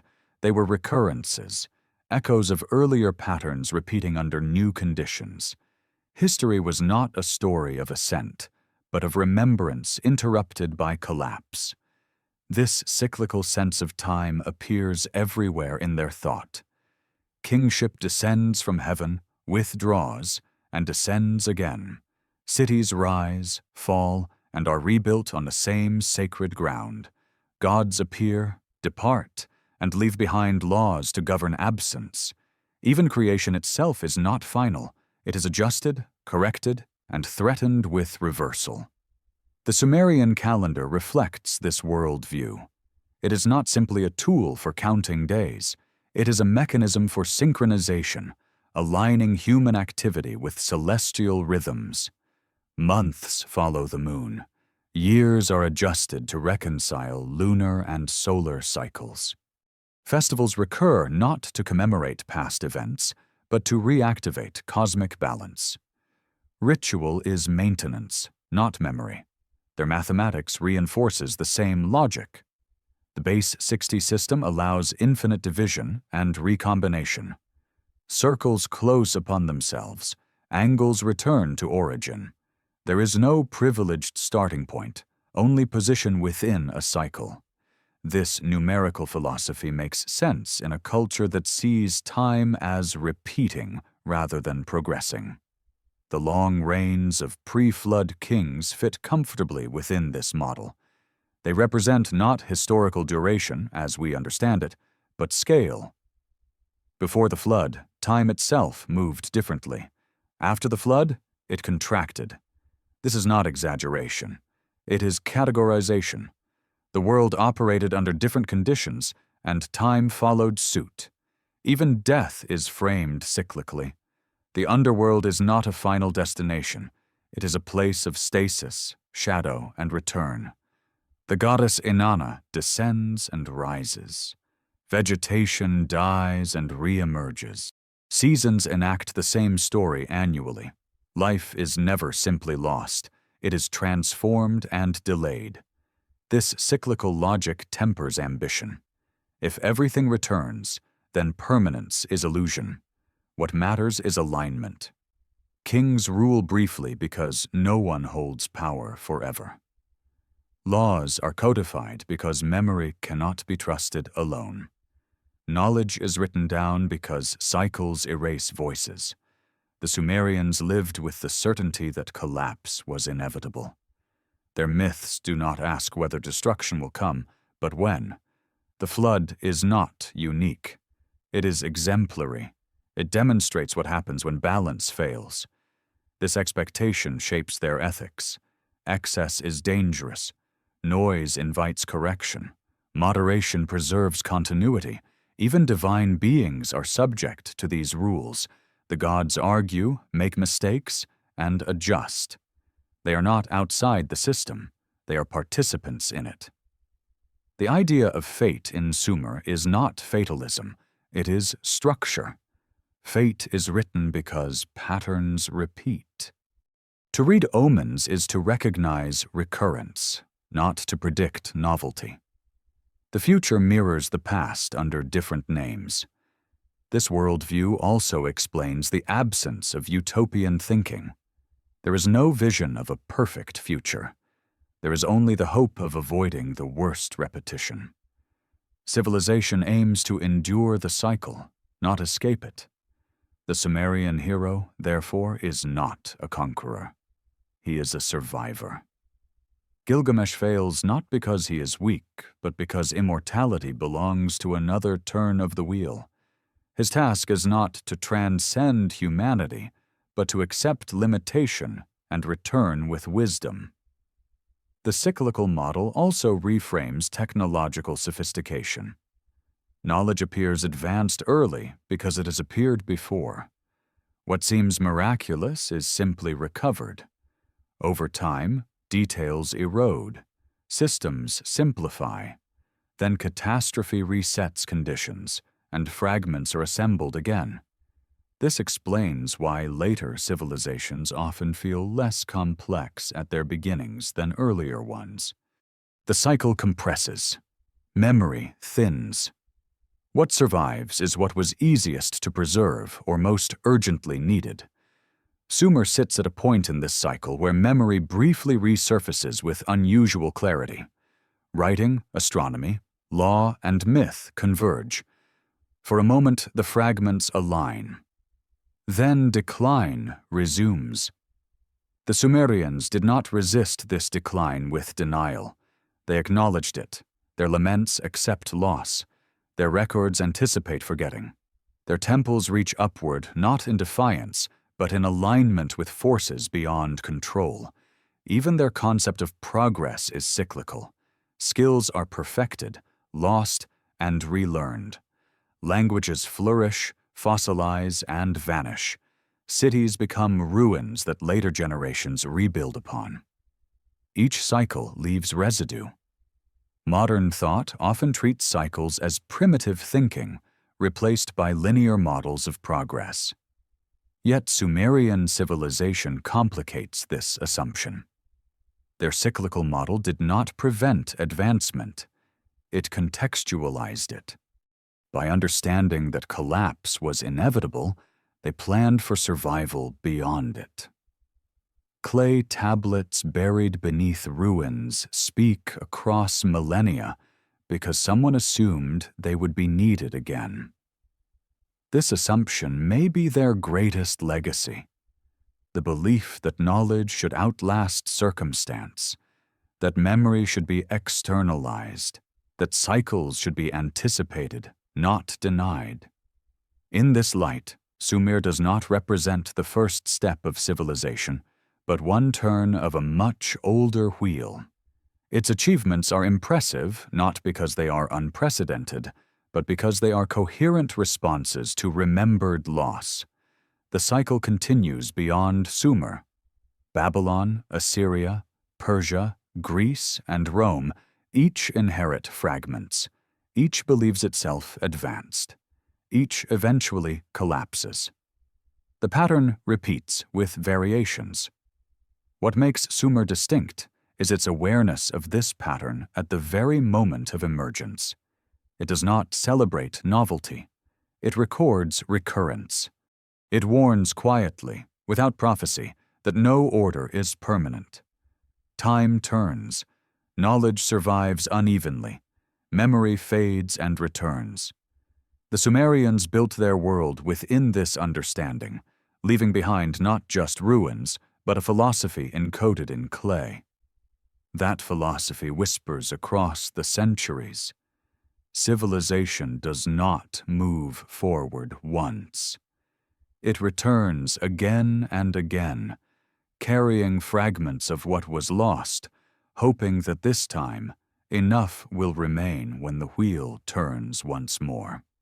Power in Sumer was never imagined as purely human. It was borrowed, temporary, and conditional, flowing downward from forces that existed before cities and would outlast them. Kings ruled not because they seized authority, but because authority allowed itself to pass through them. This belief shaped every aspect of governance, law, and social order, anchoring political life in cosmic alignment rather than personal ambition. The earliest Sumerian inscriptions describing kingship do not glorify conquest. They emphasize responsibility. A king is praised not for expanding territory, but for restoring temples, repairing canals, and maintaining justice. These acts are not framed as benevolence. They are obligations. Failure to perform them invites imbalance, which threatens not only the city, but the world itself. Kingship, according to Sumerian texts, descended from heaven. This phrase is repeated with ritual precision, as though its wording mattered as much as its meaning. Authority was not created on earth. It arrived. When it departed, chaos followed. The king's role was to hold it steady for as long as possible. This model explains why early kingship is inseparable from ritual. A king was not merely a ruler, he was a mediator. His body stood at the intersection of divine order and human labor. Festivals reenacted cosmic myths with the king playing a central role, not as an actor, but as a stabilizing presence. His correctness mattered more than his charisma. Law in Sumer reflects the same philosophy. The earliest legal codes focus on restitution, not punishment. When harm occurs, balance must be restored. Compensation replaces vengeance. The goal is not moral judgment, but functional repair. Society operates like a system that must be recalibrated when disturbed. This approach reveals a deep understanding of social fragility. Excessive punishment destabilizes as much as unchecked wrongdoing. Justice is a form of engineering. It must be applied with precision. The king's legitimacy depends on his ability to uphold this balance. Texts praise rulers who prevent floods through proper canal maintenance and who appease gods through correct ritual timing. Natural disasters are interpreted as signs of misalignment. A failed harvest reflects not bad luck, but breakdown in order. This worldview makes rebellion dangerous not only politically, but cosmically. To overthrow a king without divine sanction is to risk unraveling the system. Change must be justified through ritual, omen, and precedent. Even dynastic shifts are framed as restorations rather than revolutions. The fragility of kingship is emphasized repeatedly. Kings are mortal. They fall ill. They die. Their reigns are recorded with an awareness of brevity. This stands in stark contrast to the pre-flood rulers whose reigns stretched across vast spans of time. Post-flood kingship is diminished, constrained by human limits. This constraint is accepted, not resisted. The Sumerians did not seek to restore divine kingship fully. They understood that the conditions had changed. The flood marked a withdrawal. Authority still descended, but in smaller measure. Kings were caretakers, not embodiments of divinity. This acceptance explains the tone of Sumerian royal inscriptions. They are humble compared to later imperial boasts. Kings present themselves as servants of gods and people alike. Their greatest achievements are repairs and restorations. They rebuild what has fallen rather than proclaiming eternal rule. Even war is framed defensively.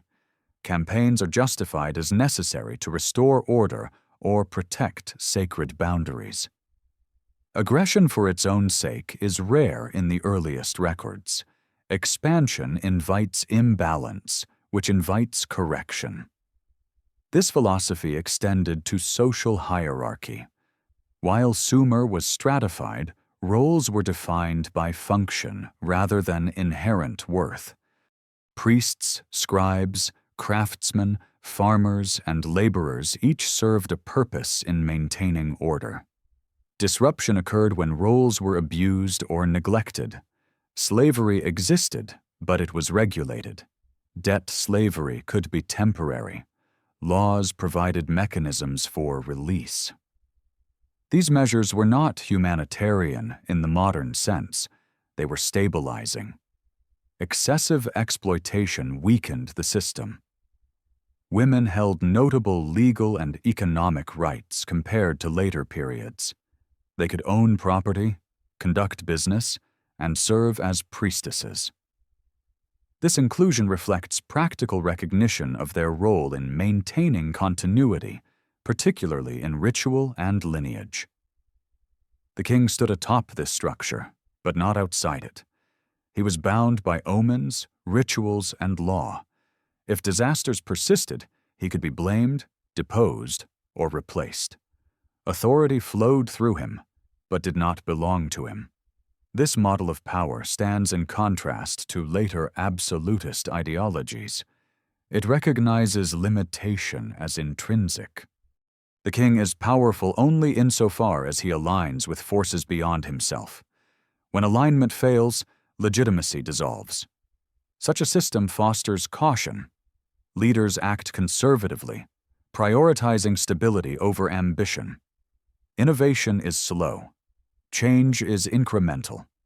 The memory of collapse looms large. This conservatism is often misread as stagnation. In reality, it is adaptation to perceived risk. The Sumerians knew that rapid change could trigger disaster. They chose endurance over acceleration. Their political philosophy mirrors their cosmology. Just as the heavens move in cycles, so does authority. Rise, reign, decline, replacement. No stage is permanent. The king's task is not to escape this cycle, but to navigate it responsibly. Later civilizations would inherit fragments of this model. Divine right of kings, sacred law, ritual legitimacy all trace roots back to Sumer. Yet later, cultures often stripped away the humility, retaining authority without restraint. Sumer's original model was more balanced. It acknowledged that power is dangerous, knowledge is heavy, and order is fragile. Governance was not a tool for domination, but a burden to be carried carefully. In this sense, Sumerian kingship reflects the civilization's broader character. It is not triumphant. It is cautious. It does not celebrate itself. It justifies itself repeatedly, as though aware that justification could fail. The clay tablets that record royal deeds do not shout across time. They speak quietly, listing repairs, offerings, and decrees with measured tone. Their message is clear without being explicit. Power survives only when it remembers its source. When kings forgot this, cities fell. The ruins that dot the Mesopotamian plain stand as testimony.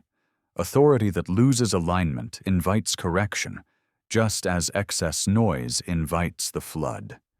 The Sumerians built their political world around this understanding.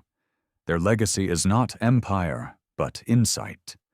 Power is never owned. It is borrowed, and it must be returned intact, or the cycle will reclaim it by force. Across the clay tablets of Sumer, certain figures appear with unsettling consistency. They are not introduced with drama, nor are they explained. They are simply present. The Anunnaki. Their name is written plainly, without ornament, as though everyone already knew who they were. They are described as judges, administrators, and decision-makers, beings who determine fate, allocate authority, and enforce order. They do not behave like distant gods invented to comfort fear. They behave like overseers embedded in the structure of reality. In the earliest texts, the Anunnaki are not moral ideals.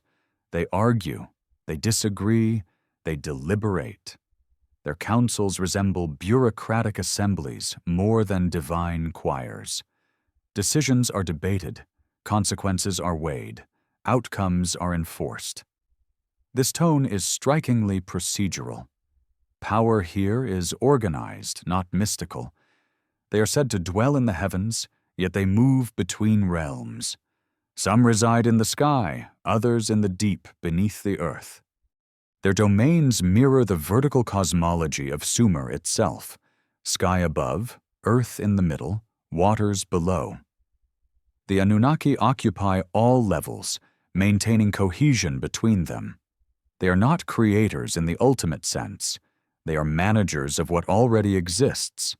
This managerial role explains their central function in determining kingship. It is the Anunnaki who decree who may rule, where authority may rest, and when it must be withdrawn. Kingship is not merely a social construct. It is an administrative assignment within a cosmic system. When a king fails, the failure is not personal. It is structural. The Anunnaki also appear in texts dealing with destiny. Fate is not abstract. It is written, recorded, and stored. Tablets of destiny are mentioned repeatedly, objects that encode the structure of events. To hold such a tablet is to possess authority over order itself. This imagery aligns perfectly with a culture obsessed with record-keeping. Power lies in inscription. Even punishment follows this logic. When humanity becomes excessive, the decision to reduce it is debated among the Anunnaki. Enlil argues for destruction. Enki seeks alternatives. The flood emerges not as impulse, but as policy. It is enacted after deliberation, not wrath. This portrayal challenges later religious assumptions. The Anunnaki are not omniscient. They are powerful, but limited. They require information. They respond to circumstances.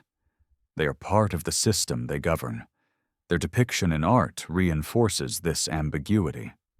On cylinder seals, figures often appear wearing horned headdresses, a sign of authority. They stand beside trees of life, streams of water, or symbolic devices held in the hand. These objects are not weapons. They resemble tools or instruments, items associated with measurement, control, and distribution. Some figures wear wings. In Sumerian iconography, wings do not symbolize morality. They signify mobility between realms. To be winged is to traverse boundaries, not to embody goodness. This distinction matters. The Anunnaki are not angels. They are movers. The Sumerians did not worship them blindly. Offerings were made, rituals performed, but the tone remains cautious. The gods are powerful and unpredictable. They must be appeased, not adored. Reverence is pragmatic. This pragmatism suggests lived experience rather than pure invention. The Anunnaki are treated like forces that must be negotiated with, not imagined away. Their absence is mourned in later texts. Laments describe a time when the lords walked among cities, when their voices were heard directly. Then they depart. Temples fall silent. Ritual replaces presence. This withdrawal marks a turning point. The world after the flood is not only smaller, it is quieter. Divine interaction becomes indirect. Omens replace instruction. Priests replace overseers. Humanity must interpret signs instead of receiving commands. The Anunnaki become remote, their decisions communicated through dreams, eclipses, and portents. This transition mirrors the broader theme of withdrawal that defines post-flood existence. Authority recedes, responsibility increases. Some later cultures softened these figures into mythological gods. Others demonized them. In Sumer, they remain ambiguous. Neither benevolent nor evil, they are part of the machinery of existence. Their morality is systemic, not emotional. This ambiguity unsettles modern readers because it resists categorization. The Anunnaki do not fit cleanly into religious archetypes. They are not creators, saviors, or destroyers. They are regulators. Their name itself reflects this role. Often translated as those who from heaven to earth came, it also carries the sense of lineage and authority. Beings of Anu, the sky itself. They are counted, numbered, organized. They belong to a hierarchy. The Sumerians' comfort with such hierarchy reflects their broader worldview. Order requires structure. Structure requires oversight. Oversight is not always gentle. It is necessary. In later texts, the Anunnaki preside over the underworld, judging the dead. Even here, judgment is not moral in the modern sense. It is classificatory. Souls are assigned states, not rewarded or punished. The system continues. What is most revealing is how little explanation the Sumerians felt compelled to give. The Anunnaki are not justified. They are assumed. This suggests that their concept emerged from a context where such figures felt self-evident. Whether one interprets them as personifications of natural forces, memory of ancient rulers, or symbolic expressions of lost authority, their role remains consistent. They represent an order older than humanity, one that once interacted directly and then withdrew. This withdrawal left a vacuum that human institutions attempted to fill. Kingship, law, ritual, and writing all expand in response. Humanity compensates for absence with structure. The Anunnaki, then, are not merely characters in myth. They are placeholders for something missing. Their silence after departure shapes everything that follows. The Sumerians did not speculate publicly about where the Anunnaki went. They focused instead on maintaining order in their absence. This restraint speaks volumes. When explanation fails, function remains. In the end, the Anunnaki are remembered not for what they did, but for what ceased when they left. Direct guidance ended, cycles shortened, lifespans diminished, knowledge fragmented. What remained was responsibility. Humanity inherited the task of maintaining balance without direct supervision. The weight of that inheritance defines Sumerian civilization. The Anunnaki fade into the background of later history, but their imprint remains embedded in law, cosmology, and memory. They are the silent architects of a world that continues to function according to rules no one fully remembers writing. Their presence in the earliest records is not an anomaly. It is a reminder. Civilization begins not when gods appear, but when they step back, leaving humanity to manage the system they once enforced. And in that silence, Sumer learned to listen to the structures left behind. Long after the cities of Sumer fell silent, their fragments continued to surface in places far from the river plains where they were first shaped. Not as monuments, but as ideas. Myths, numbers, symbols, and assumptions about how the world works traveled quietly across centuries, embedding themselves into later cultures that no longer remembered their source. By the time these ideas reappeared in new forms, they felt native, inevitable, as though humanity had arrived at them independently. The clearest example is the flood. In Sumer, it is a boundary event, neither moral nor redemptive. In later traditions, it becomes judgment, purification, or renewal. Yet the structure remains intact. A world overwhelmed by water. A chosen survivor preserving life. A reset followed by diminished existence. From Mesopotamia to the Levant, from India to the Americas, variations of this pattern persist with striking consistency. The details adapt to local geography, but the memory does not fade. The Epic of Gilgamesh provides another thread. Its themes of mortality, loss, and the search for permanence echo through later literature. The hero who seeks eternal life and fails becomes a recurring archetype. Greek myths reframe it as the quest of Heracles or the tragedy of Achilles. Biblical texts transform it into wisdom literature grappling with human limitation. The core remains unchanged. Immortality belongs to a past or a divine realm, not to humanity as it exists now. Sumerian cosmology also leaves its mark. The layered universe of sky, earth, and underworld appears again in Egyptian, Greek, and Hebrew thought. The idea that order descends from above, that authority must align with cosmic structure, becomes foundational. Later cultures change the names of gods, but retain the architecture of belief. Numbers travel as well. The division of the circle into 360 degrees survives intact. Time remains segmented into hours, minutes, and seconds based on Sumerian mathematics.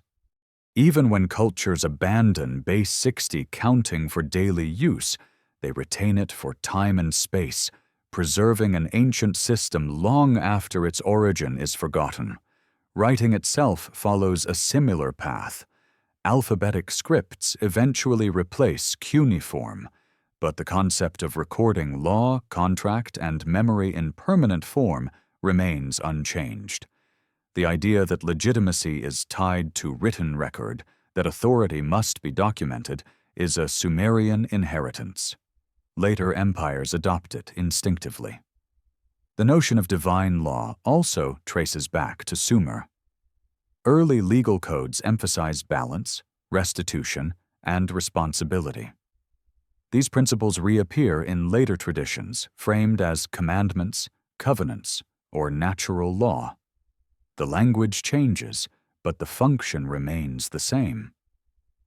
Law stabilizes society by mirroring cosmic order. Even the role of the king evolves from Sumerian foundations. Divine right, sacred kingship, and the idea of rulers as intermediaries between heaven and earth all echo early Mesopotamian models. Later cultures elevate kings to greater heights or strip them of humility, but the template persists. Perhaps most enduring is the Sumerian understanding of knowledge as inheritance. Wisdom is not discovered. It is revealed, remembered, or restored. This perspective shapes later religious traditions that emphasize revelation over invention. Truth arrives from outside human effort, whether from gods, prophets, or cosmic order. The transmission of these ideas was not always peaceful or direct. Conquest, migration, and trade carried fragments across regions. Akkadian scribes preserved Sumerian texts long after Sumer itself faded. Babylonian scholars studied them as sacred relics. Assyrian kings collected them obsessively, fearing loss. When these later cultures collapsed, they passed fragments further along. Greek philosophers absorbed Near Eastern cosmology through contact with older civilizations. Hebrew scribes preserved flood narratives and creation myths adapted to monotheism. Roman law inherited principles shaped by much older legal traditions. Over time, the origin of these ideas disappeared beneath layers of reinterpretation. What began as memory hardened into doctrine. What began as procedure became morality. Yet beneath these transformations, the skeleton remains recognizably Sumerian. This persistence raises a subtle question. Why did these ideas survive when so many others vanished? The answer may lie in their compatibility with human experience after catastrophe. The Sumerian worldview explains loss, limitation, and recurrence. It offers a framework that makes sense of impermanence without denying order. Civilizations that inherit this framework gain stability. They learn to encode knowledge, ritualize memory, and anticipate collapse. Those that abandon it tend to overextend, assuming permanence where none exists. The Sumerians never claimed that their ideas were eternal. They assumed the opposite. That assumption may be why those ideas endured. They were designed to survive interruption. Even modern scientific thinking carries traces of this inheritance. The search for underlying laws, the belief in mathematical order beneath chaos, the drive to record data for future generations all reflect a worldview that sees knowledge as something external and persistent. The Sumerians would have recognized this instinct. They built libraries not to impress their contemporaries, but to reach unknown survivors. They wrote for a future that might need to rebuild. The fragments we inherit today are incomplete.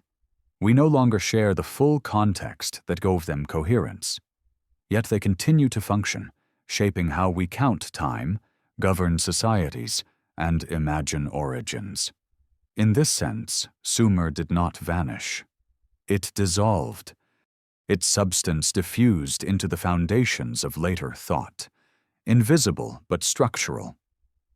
Every culture that grapples with memory, authority, and loss is, in some measure, responding to questions first articulated in clay. The transmission was imperfect, but that imperfection was expected. The Sumerians understood that nothing survives intact. Only fragments travel forward. The task of each generation is to assemble them as best it can. When we encounter familiar myths in unfamiliar places, when we recognize ancient numbers in modern systems, when we feel the weight of cyclical time pressing against linear progress, we are encountering echoes. These echoes are not accidents. They are the residue of a civilization that understood continuity as fragile and designed its ideas accordingly. Sumer's greatest achievement was not invention, but resilience. The past they remembered no longer exists. The future they anticipated did not arrive as imagined. Yet the structures they left behind continue to organize human thought, quietly reminding us that civilization does not begin cleanly. It emerges from memory, carrying scars, repeating patterns, and half-forgotten instructions. And in those repetitions, the voice of Sumer still speaks, not as origin or authority, but as reminder that humanity has been here before, rebuilding from fragments, believing each time that this version of the world might last longer than the last.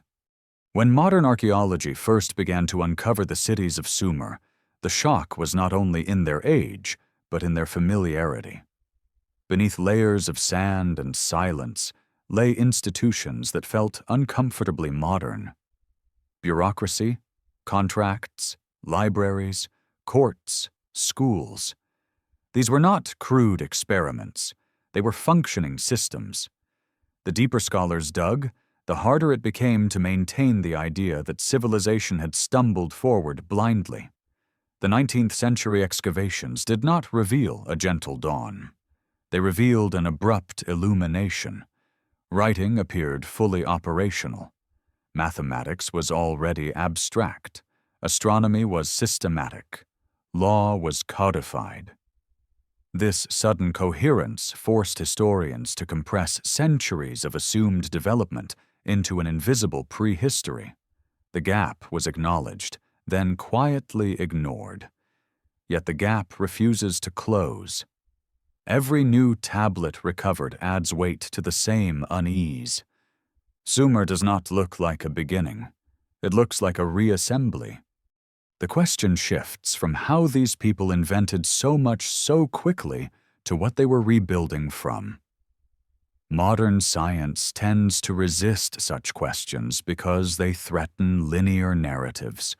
Progress is expected to move forward, not resurface. But geology does not obey linearity, and neither does memory.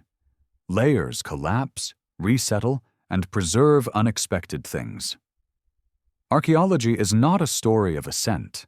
It is a story of interruption. This is why Sumer feels so contemporary, not because it resembles us technologically, but because it shares our condition. It is a civilization aware of fragility, trying to stabilize knowledge against forces larger than itself. In this, the Sumerians were not naive. They were cautious. Modern societies, despite advanced tools, often operate under the illusion of permanence. Infrastructure feels solid. Information feels infinite. Collapse feels abstract. The Sumerians lived without that illusion. Floods, droughts, and political collapse were not hypothetical. They were remembered. This memory shaped everything. They wrote obsessively. They standardized systems. They embedded knowledge in durable materials. They assumed future readers would exist, but not continuity. This assumption aligns eerily with modern anxieties about data preservation, climate instability, and civilizational risk. The rediscovery of Sumer coincided with the rise of modernity, a time when humanity began to see itself as unprecedented. The clay tablets quietly contradicted that self-image. They showed that complexity, abstraction, and global thinking were not new. They had appeared before, then vanished. This contradiction unsettles because it implies vulnerability. If such a sophisticated civilization could disappear so completely that its language was forgotten for 2,000 years, then no system is immune. Progress does not guarantee survival. The Sumerians seemed to understand this intuitively. Their myths warn against excess. Their laws aim for balance. Their kingship is restrained. Their gods withdraw when noise grows too great. These are not moral stories. They are system warnings. In the modern world, similar warnings emerge through different language. Climate models, economic forecasts, and ecological data point toward thresholds and tipping points. Like Sumerian omens, they do not predict moral failure. They indicate imbalance. The parallel is uncomfortable. We prefer to believe that our tools protect us. The Sumerians also had tools, systems, and knowledge. They still faced collapse. What survived was not their power, but their records. Those records now serve as mirrors. They reflect a civilization wrestling with limits, just as we do. Their solutions were different, but their awareness was sharp. They did not attempt to dominate nature. They attempted to align with it. Modernity often interprets this as superstition, yet alignment is a technical concept. Systems that ignore constraints fail. Systems that adapt endure longer. The Sumerians framed this in myth because myth was their language of integration. We frame it in data, but the principle is the same.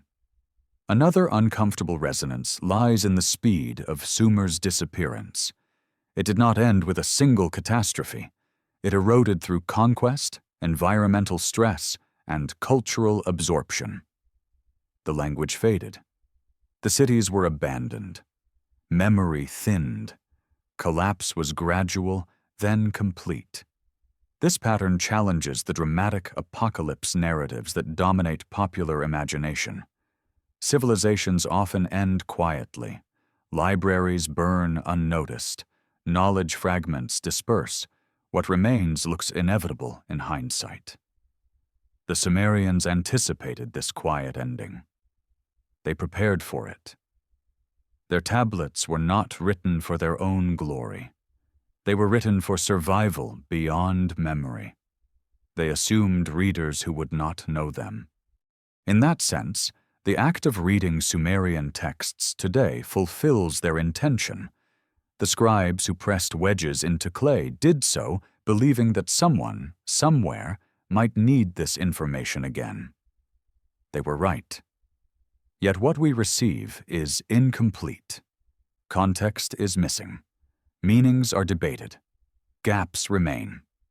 This incompleteness is not failure. It is the expected outcome of transmission across collapse. Modern civilization is beginning to confront similar questions. How is knowledge preserved across disruption? What survives when systems fail? Digital data is fragile. Infrastructure is vulnerable. Continuity is not guaranteed. The Sumerian solution was redundancy and durability. Write everything. Use materials that survive fire. Spread copies. Embed knowledge in ritual and law so it persists even when understanding fades. Modern systems are more centralized, more complex, and often more brittle. The contrast is instructive. Sumer's endurance lies not in its monuments, but in its method. Another lesson emerges in how Sumer treated knowledge as responsibility. Knowing imposed obligation. Power required restraint. Excess invited correction. This ethical framework is missing from many modern applications of technology, where capability often outpaces caution. The Sumerians did not celebrate dominance. They feared imbalance. Their gods punished noise, not curiosity. Their collapse narratives do not condemn knowledge itself, but misuse of scale. This distinction matters. Knowledge is not the problem. Unchecked amplification is. Cities grow too large. Systems become too loud. Feedback is ignored. Collapse follows. Sumer's memory offers no prophecy, only pattern. It shows that intelligence and fragility coexist, that advanced systems can vanish, that survival depends less on invention than on alignment. In the end, the rediscovery of Sumer is not just an archaeological event. It is a reminder. Civilization has risen before, complete and confident, and fallen into silence.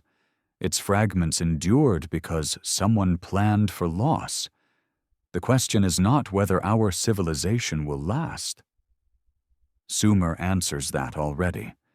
The question is what we will leave behind, and whether it will be coherent enough to help whoever comes next rebuild from the fragments we assume will never be needed.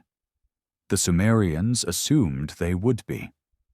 And in doing so, they reached across millennia, not to warn or instruct, but to demonstrate what it looks like when a civilization knows it is temporary and acts accordingly.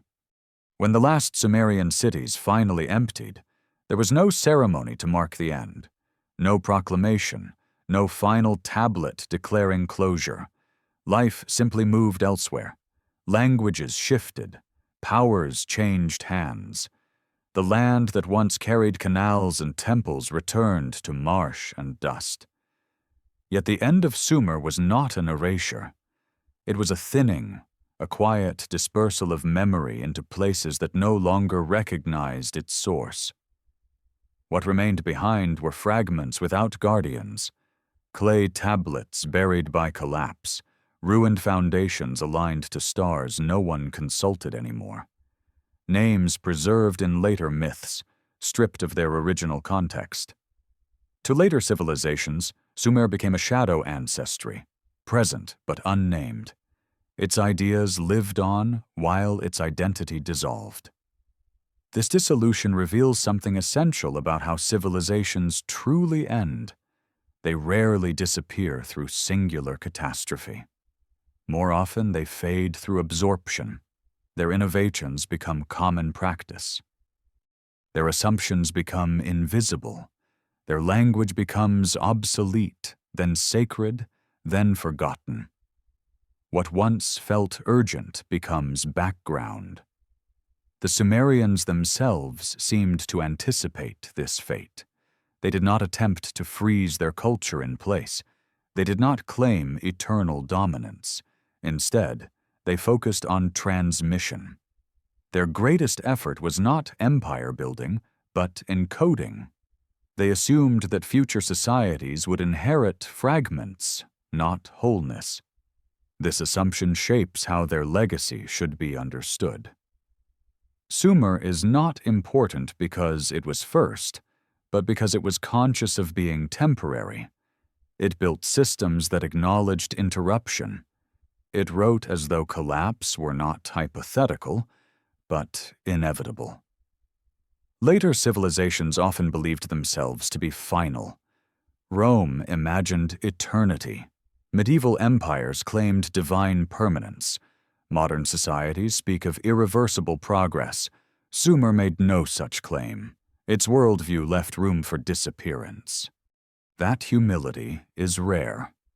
It may explain why Sumer's influence endured while its political form did not. Ideas designed to survive loss are more resilient than those built on certainty. The silence that followed Sumer's fall lasted millennia.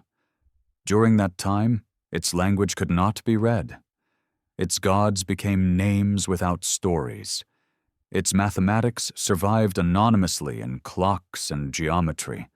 Its cosmology lived on in altered mythologies. Humanity used Sumerian knowledge without knowing it.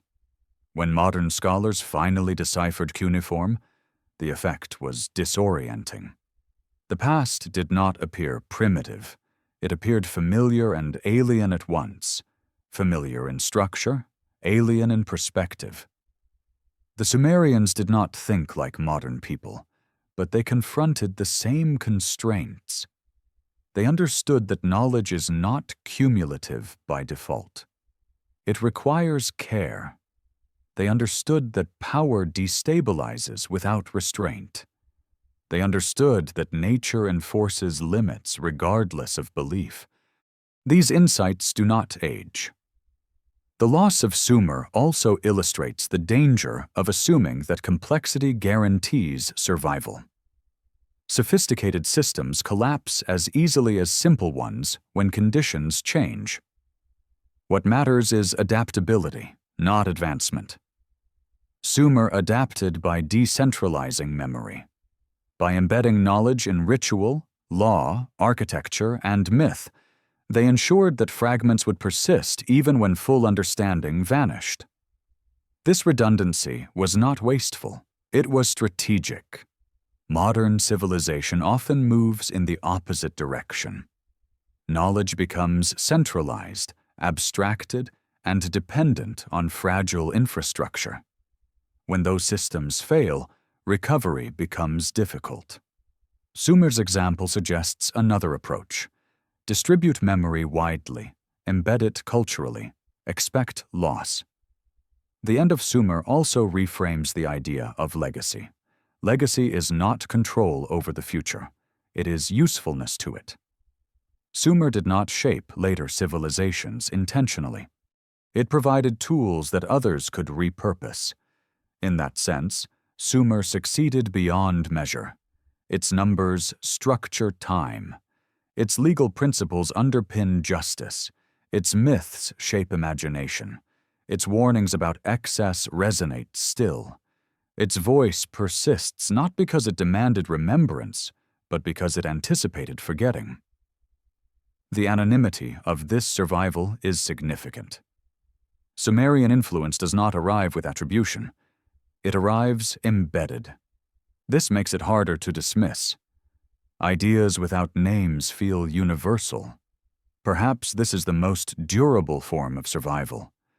Not monuments that demand recognition, but structures that function quietly, long after their creators are gone. The Sumerians may not have known exactly how their world would end, but they understood that it would. They acted accordingly. Their civilization did not cling to permanence. It planned for disappearance. This planning did not save their cities, but it saved something deeper. A way of thinking about time, power, and knowledge that continues to surface whenever humanity rebuilds after loss. As the final echoes of Sumer faded, the world did not reset completely. It carried forward rhythms, patterns, and questions. Each new civilization believed itself novel. Each inherited fragments shaped long before. The lesson of Sumer is not nostalgia, it is orientation. Civilization is not a straight ascent. It is a series of reconstructions. Memory breaks. Knowledge scatters. Structures re-emerge in altered forms. Understanding this does not diminish human achievement. It contextualizes it. It removes the illusion of finality and replaces it with responsibility. The Sumerians built knowing they would not last. That knowledge sharpened their choices. They preserved rather than proclaimed. They encoded rather than displayed. They trusted the future to interpret fragments. Now, standing at another point of complexity, humanity faces similar decisions. What is preserved? What is assumed? What is fragile?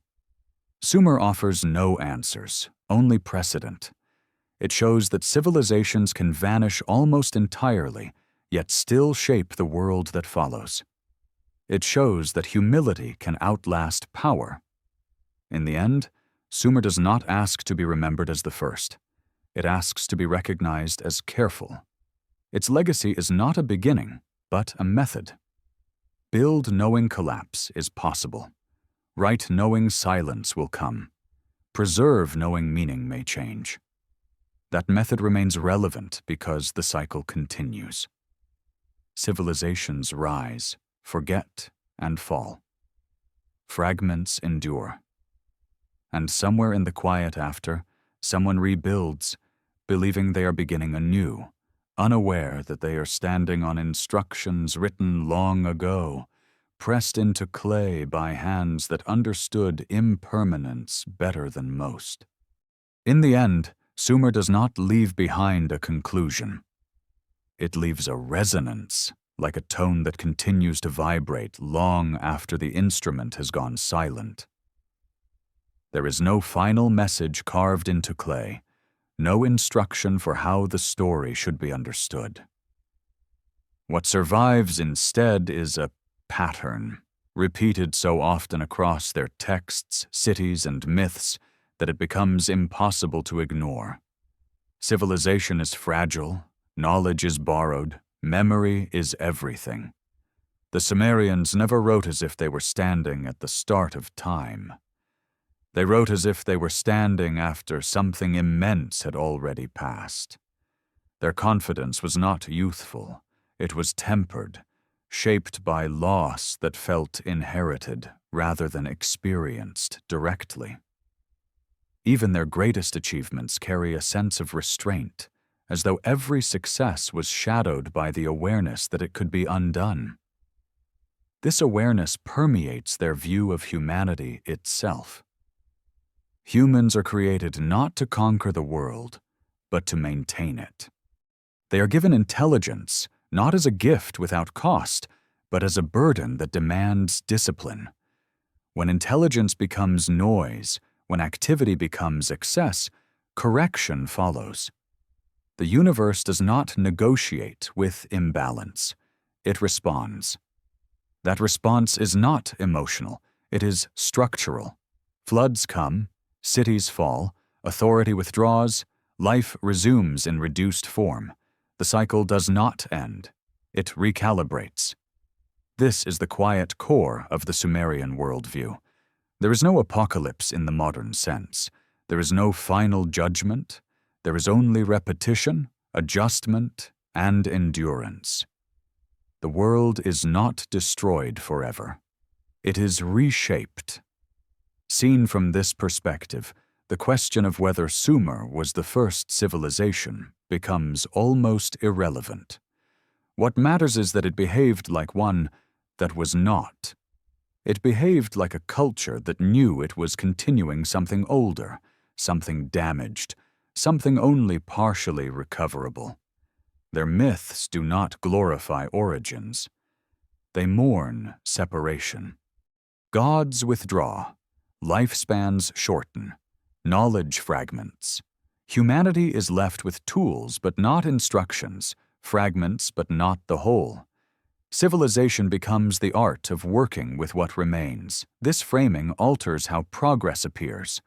Progress is not accumulation. It is reconstruction. Each generation inherits incomplete knowledge and believes it is discovering something new. In reality, it is often rediscovering what was lost, expressed in a different language. The Sumerians seem to have known this. They treated knowledge with reverence, not excitement. They copied texts obsessively. They preserved language long after it ceased to be spoken.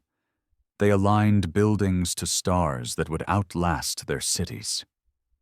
These are not the actions of a people intoxicated by novelty. They are the actions of caretakers. Their gods, too, reflect this role. The Anunnaki are not saviors, they are regulators.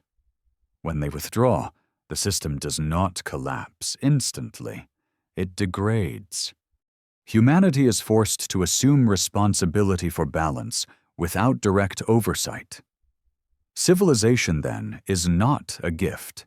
It is an obligation inherited under difficult conditions. The silence that follows Sumer's disappearance reinforces this lesson. For thousands of years, no one could read their words. Their cities were ruins without names, yet the world continued to operate according to structures they had helped preserve. Time was still counted in their numbers. Law still followed their logic. Myths still echoed their memories. This persistence without recognition is perhaps the most telling aspect of their legacy. It suggests that the most durable contributions are not those that announce themselves, but those that integrate so deeply they become invisible. Sumer teaches that invisibility is not failure. It is success of a different kind. A civilization that survives as a method rather than a monument endures longer than one that demands remembrance. In the modern world, surrounded by unprecedented scale and speed, this lesson feels uncomfortably relevant. Systems grow louder. Complexity accelerates. Feedback is delayed or ignored. The conditions that Sumer associated with collapse begin to reappear, though described now in scientific rather than mythic terms. Climate shifts, ecological strain, informational overload, and social imbalance are not framed as divine displeasure, but they follow the same logic. Excess triggers correction. The language has changed, the pattern has not. Sumer does not offer reassurance. It does not promise survival. It offers perspective. It shows that intelligence alone does not prevent collapse. Awareness does not guarantee continuity. What matters is preparation for interruption. The Sumerians prepared by externalizing memory. They assumed loss and planned for it. Their clay tablets were not messages of hope. They were acts of defiance against erasure. Even now, As those tablets sit in museums and archives, their presence feels less like relics and more like warnings, written without urgency. They do not shout across time. They wait for civilizations to reach moments of confidence, to believe themselves stable, and then to notice the cracks. At that moment, Sumer's voice becomes audible again, not as prophecy, but as precedent. Civilization has been here before. It has risen with confidence. It has believed itself secure. It has fallen into silence, and yet fragments have endured, sufficient to rebuild. The final lesson of Sumer is not despair. It is responsibility. To know that collapse is possible is not to surrender to it. It is to act with restraint, to preserve what matters, and to accept that continuity depends on humility. Sumer did not fail because it was primitive. It did not vanish because it lacked intelligence. It ended because all systems do. What distinguishes it is that it anticipated this truth and encoded it into everything it made. In doing so, it left behind more than ruins. It left a way of thinking about time, power, and knowledge that remains applicable wherever humans build complex worlds. The story does not end with Sumer because it was never meant to. It loops forward, carried in fragments, resurfacing wherever civilization pauses long enough to remember that it is not the first, and will not be the last, to stand amid complexity and believe the ground beneath it is solid. Somewhere beneath that belief, pressed into the foundations of human thought, the old clay still holds its shape, waiting to be read again by those willing to listen to what remains after the noise fades.